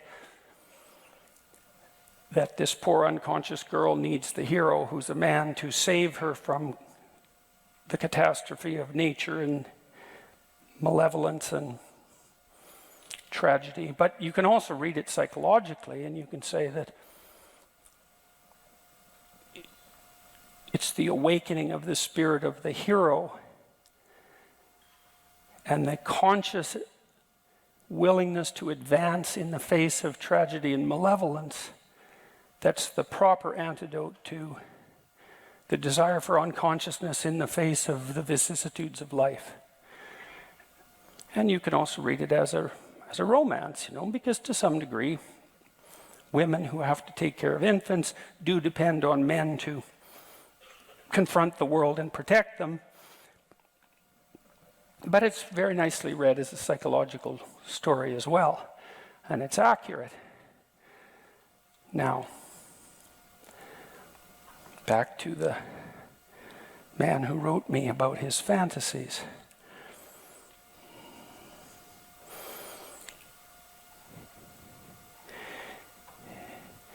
The parts of his brain that are bringing mind, psyche, that are bringing those memories of being humiliated back are part of an alarm system. It's the same alarm system that tells you when something unexplored is dangerous.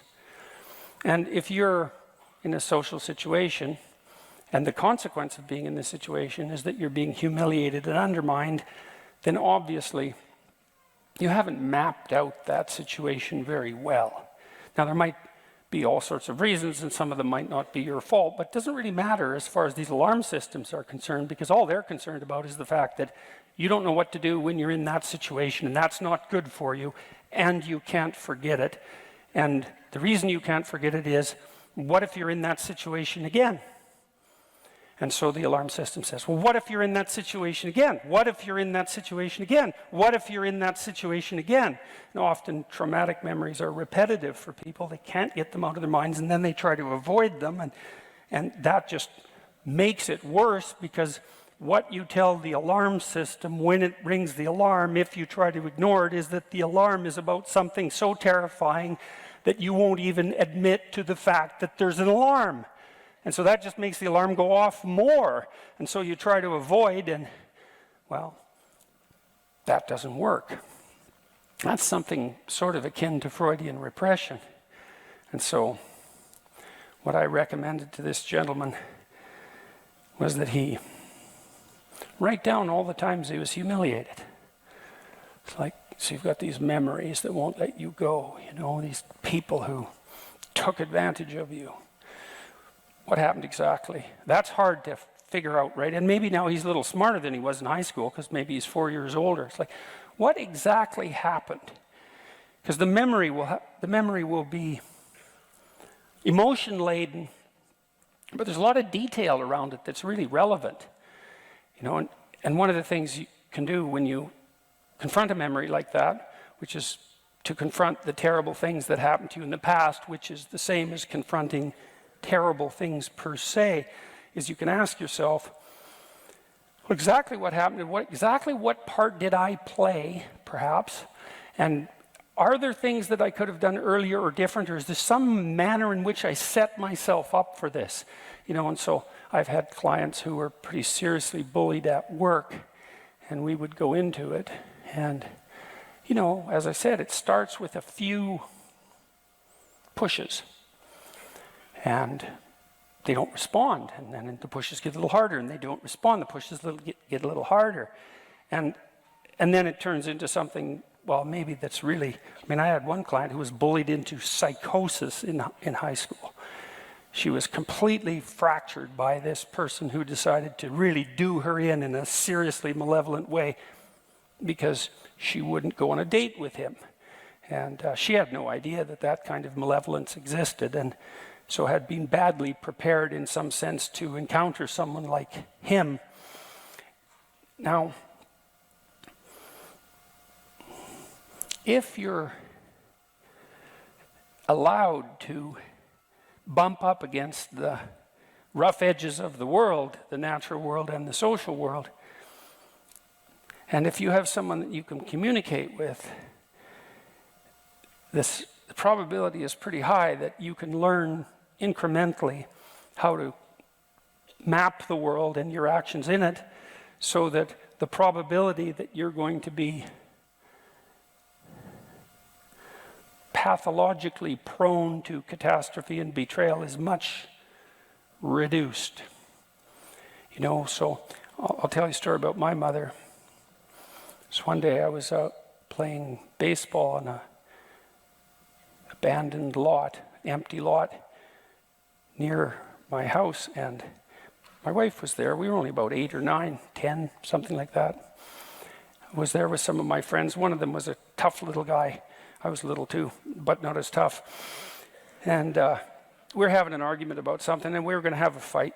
And my mother walked by. And my mother's a pretty nice person, you know, and she had to learn late in life, to some degree, to stand up for herself when she went back into the workplace and had to confront some relatively intimidating and pushy men. And it was hard on her to do that, but she was no pushover, my mother, and she's a good person. And she walked by just as this fight was about to emerge. And I was not particularly confident of the probability of my uninjured victory in this fight. But I was a hell of a lot more afraid that my mother was going to come over and interfere. And she didn't. But she knew what was happening. She looked. I saw her look. I knew she knew. She knew I knew. And she walked on. And it's like, more power to her, you know. And because I was fortunate to have a mother like that, let's say, I got into enough of the sorts of scrapes that teach you how to avoid a certain amount of scrapes, and that worked out quite nicely. And that's meant my mother was willing to invite malevolence, invite the evil queen into my life, at least to some degree, you know, because she knew better than to assume that that could be just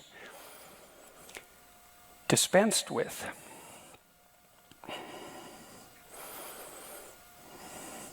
This program that, so this guy that was having these fantasies, he said he's very afraid of the fantasies because they were murderous. And you think murderous fantasies, when do they emerge? Well, they definitely emerge when you've been pushed 100 times and now you're past anything that vaguely resembles reason. And then the fantasy comes up as a manifestation of rage. So I asked him to write down what had happened and also to write down the fantasies. You know, what is it that what reaction is it that you're having?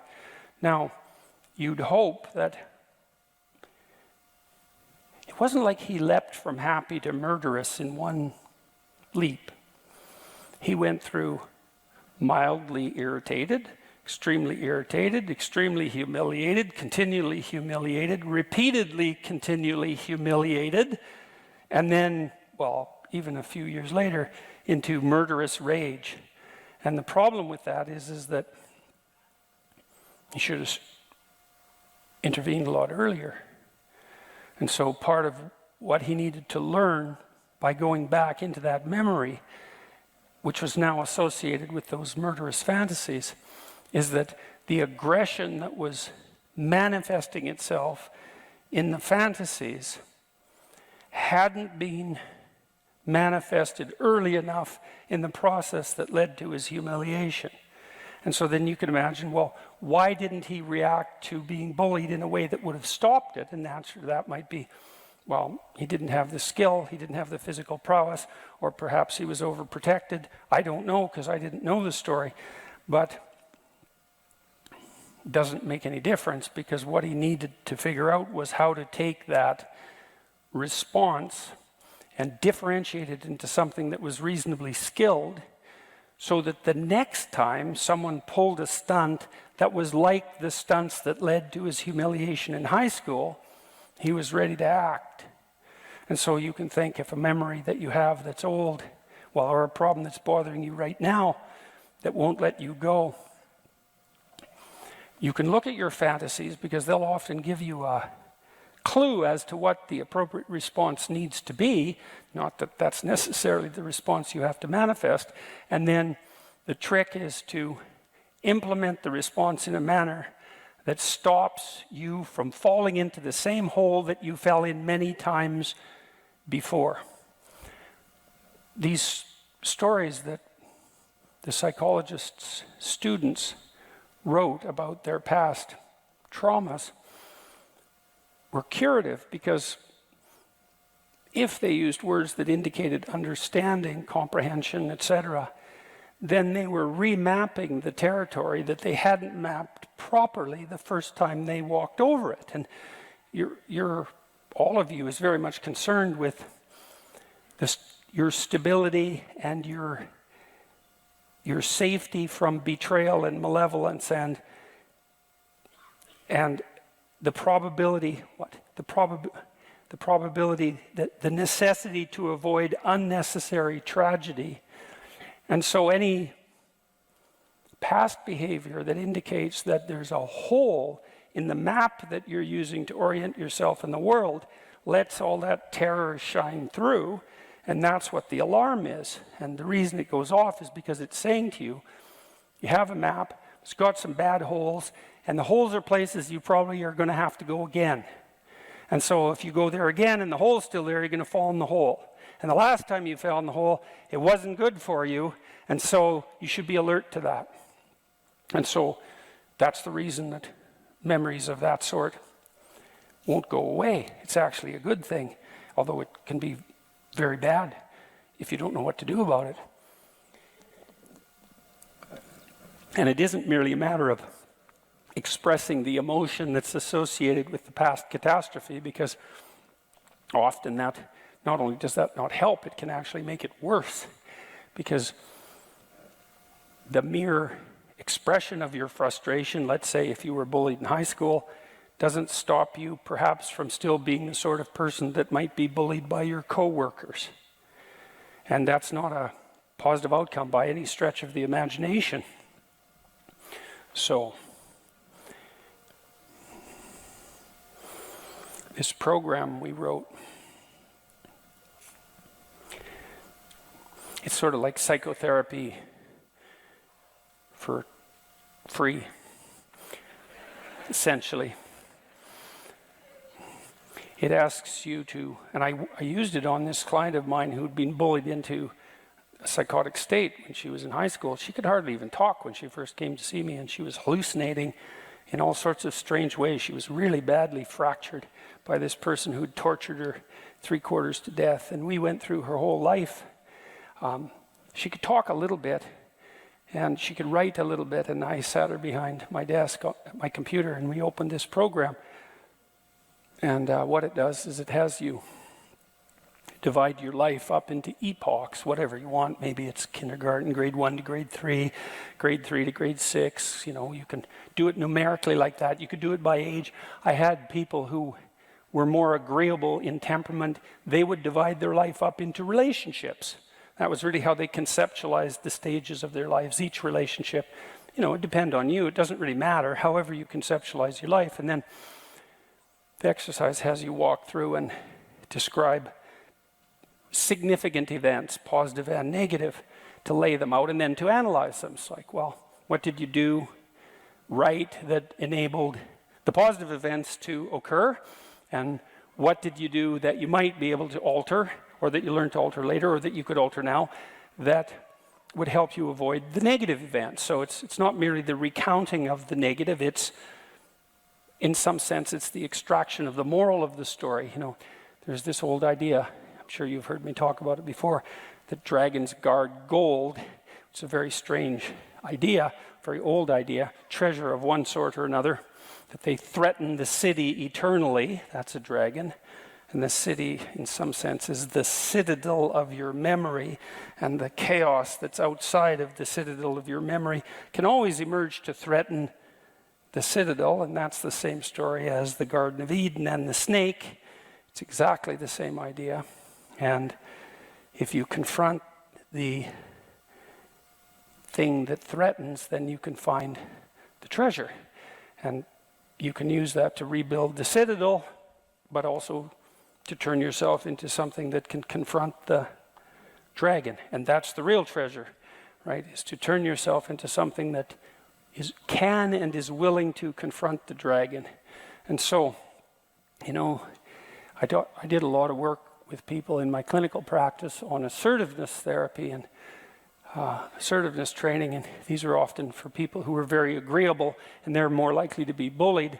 And the reason for that is that they don't like conflict. But there's another reason too, which is that they don't have enough faith in the truth and enough fear of the consequences of not telling the truth. And so they'll pretend that things are all right when they're not all right, and then forestall catastrophe for later. And so let's say your boss is kind of a bullying type and pokes at you a bit, takes advantage of you a little bit, and you think, well, that's not really worth making a fuss about, but you go home and you're kind of resentful, but you don't pay any attention to that. Maybe you think you shouldn't be resentful, but probably you don't think that. You just don't want to confront your boss.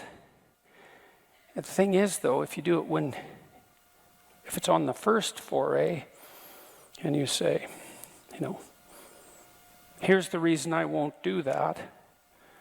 Well, maybe you'll get fired, but probably not. Not if you're careful. Generally, someone like that will think, oh, you're not as easy to pick on as I thought you were, and they'll go find someone else, or maybe they'll even learn something from the encounter. You know, and that takes a fair bit of courage, and that's part of that confrontation that we just described, you know, is that you're resentful because you've been taken advantage of and you have something to say, and so you need to say it. And when I was doing assertiveness training with my clients, I often talked to them about their resentment. That would be the kind of resentment that might have someone generate murderous fantasies 4 years later. These people who go out and do murderous things, you know, they've harbored an awful lot of resentment. There's a lot of things they didn't say when they should have said them, that's for sure.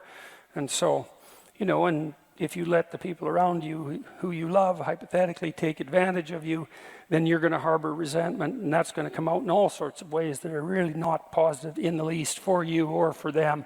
And so it's better just to have it's just better to draw the line when when all there is of the dragon is one tooth. Say, no, here's why, leave me alone, or here's how I want to be treated instead. And insist upon that, right? You draw a line. And it's not like that's nothing. And then I suggested to this man with murderous fantasies that he think about what he could have done different in high school, in principle. You know, maybe he needed to get stronger, so he was more confident. I'm not saying this is easy. That's irrelevant. Lots of things aren't easy that end in catastrophe, and the problem was that he was humiliated and now he's murderous, and that's not a good outcome. So even if it's difficult, that doesn't mean it's unwarranted. But even more particularly in a situation like that, you ask, well, how did you allow it to come to such a pass? And what could have you done differently? And maybe you might find that there wasn't anything that you could do differently back when you were in high school, but by the time you're in university, you're not in high school anymore, and the world's shifted quite a bit. And generally, you're around more sophisticated people, and that kind of bullying is less likely. And so you still might have some aggression to integrate within you so that you're not a pushover. And if you do that, well, then those memories, in all likelihood, are going to stop. As long as you're confident that now you know what to do, those memories are very likely to stop plaguing you, and then hopefully those murderous fantasies will go away and you won't be inclined to act them out. The degree to which the world of what matters is the most real is indeterminate, because it depends on how you define reality. If you define reality as that which exists in the objective world, then the world of what matters is not fundamental. But it's my observation that we act as if the world of what matters is more real than the world of matter. And I think, in some sense, the most compelling evidence for that, even to a skeptic, and it's a pessimistic form of evidence, but it suffices, sometimes pessimistic evidence is the most potent. The reality of pain is undeniable, and it's not amenable to rational argumentation. It announces its existence. And for a long time, I thought, in some real sense, that there was no more fundamental reality than pain. And there's an ethical dimension to that, too, because if you accept the reality of pain, there seems to come with it an impetus to eliminate unnecessary pain. And to some degree, we can understand that as the basis of the moral impulse, and maybe to eliminate the unnecessary pain of the innocent, like the unnecessary pain of children, for example. And so, well, we accept the existence of pain as something so real that we will almost instantaneously act on it. And I would say that's especially the case in the case, say, of infants. And so it isn't obvious what's real, because it depends in some sense on how you define the term. But my sense is that what people believe is most accurately reflected not in what they say or in the propositions about the world they lay out, but in how they act. And so, and that's also something subject to debate, but it's not a shallow argument to say that your belief is most deeply reflected in your action. In fact, I think in some sense it's the deepest of arguments. And you know perfectly well that you can say one thing and do another, and you also know that you regard people who do that as hypocrites, and you tend to regard what they do as a more profound pointer to what they believe than what they say. And so you'll call them on that too. And so that means that there are some meanings that we regard as inviolably real. Now, the reason I concentrated on pain is because it's pretty easy to destroy joy. you can do that with a rational critique, and we're quite good at that. And you can destroy faith, and you can destroy hope, and you can destroy enthusiasm, and you can often do that even with a casual word. But pain is much more resistant to that sort of rational dismissal. I thought over the years, thinking as much as I could about unjust pain, let's say, as a fundamental reality, wondering if there is anything more real than that. And then I would say, well, yes, there is. That which dispels pain is more real than pain. And that's because to dispel something, you have to be more powerful than that thing in some sense. And then you can ask yourself at all sorts of different levels of analysis, what's capable of dispelling pain? Or at least, let's say, rendering pain acceptable, which is not perhaps as deep a solution or as desirable a solution, but is also not nothing. And I would say that many of the things we regard as cardinal virtues are virtues in fact, because if you have them on your side, you can in fact contend with and perhaps dispel or triumph over or transcend the inevitable pain and suffering of existence. And I think one of the fundamental purposes of education is to provide people with the peers and the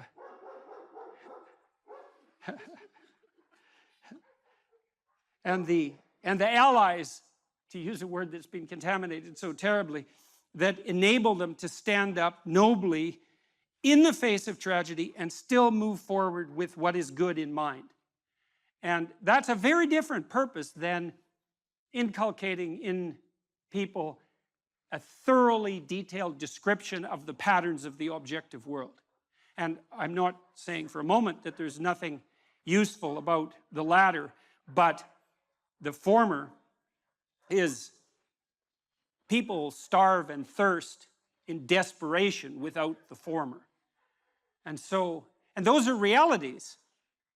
Now, as I said, if you start out with the axiomatic assumption that only what is objective is real, well, then that argument falls flat. But I think there's no reason whatsoever not to raise the question of what it is that you're using to base your axiomatic definition of reality upon.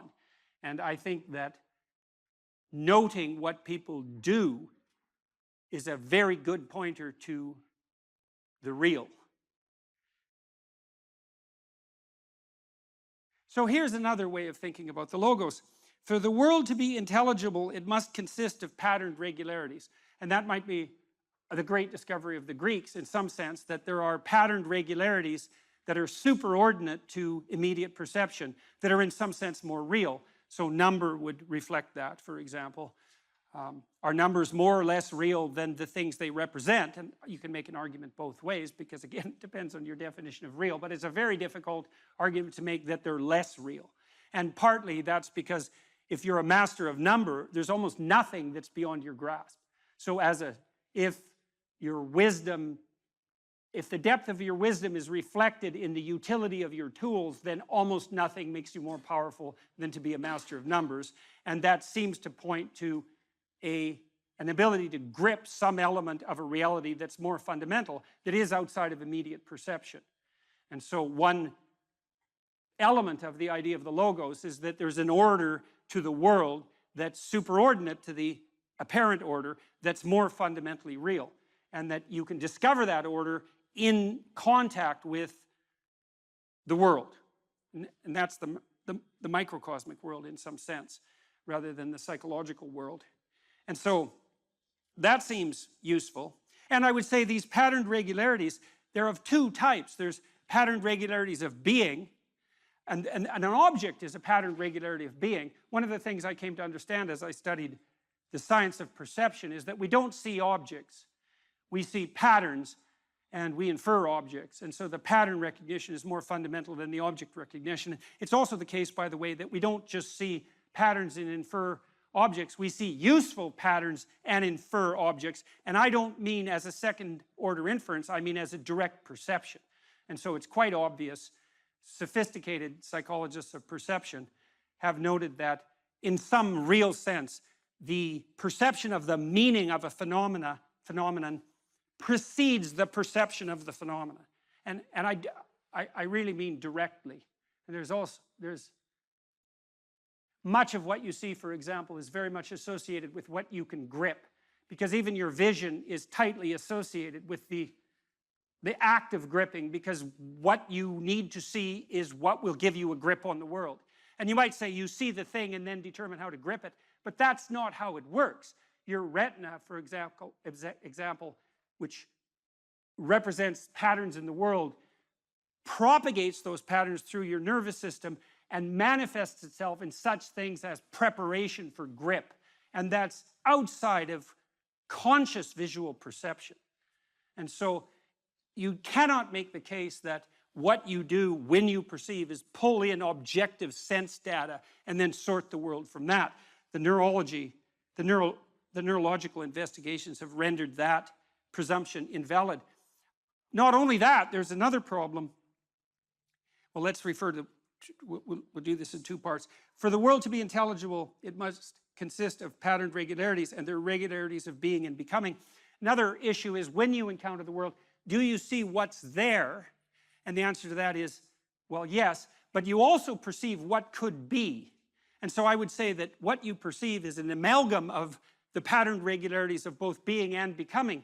And you can think about this and make it intelligible. If you think about what happens when you wake up in the morning, you might ask yourself, well, what do you perceive when you wake up in the morning? And you open your eyes and you might say, well, I perceive my bedroom. And I suppose in some very trivial sense that's true, although generally your bedroom is so familiar that you don't need to perceive it. You've already automatized that perception, and it has almost zero functional utility. I suppose you have to perceive it well enough to wend your way through it when you step out of bed. But that isn't really what you perceive, not my experience, and I believe this is a very common experience, is that what you perceive when consciousness dawns in the morning is the horizon of possibility that's associated with the world in front of you. And so what you really see, as far as I can tell, is something directly akin to the chaos that God encounters as the Word, the Logos, at the beginning of time, which is there's pattern regularity of being. That's a solid object because it propagates itself across time in this three-dimensional form. But then there's a cloud of possibility around each object, which is what additional realities it can manifest depending on how you act in relationship to it. And that's not only true of simple objects, because simple objects can be many things. So a heavy drinking mug can also be a weapon, for example, which begs the question of what is that thing? It's a drinking glass and a weapon, and broken it's a knife. And many, many objects, if not all, have quite a wide cloud of possibility around them. And then the interactions between objects have a tremendously wide distribution of possibility. And that's the becoming that's implicit in the being. And I think that's actually what you confront when you wake up in the morning. Because generally what happens is that as consciousness dawns, and consciousness is an agent that contends with being and its potential transformations, you see arrayed in front of you a set of indeterminate possibilities which you could bring into being as a consequence of your imposition of vision with some degree of effort and energy. And what you do in some real sense is prioritize and rank order the importance of the possibilities that you contend with, maybe even before you get out of bed. And I would say, in some real sense, if you're not doing that, you're actually not living up to your possibility.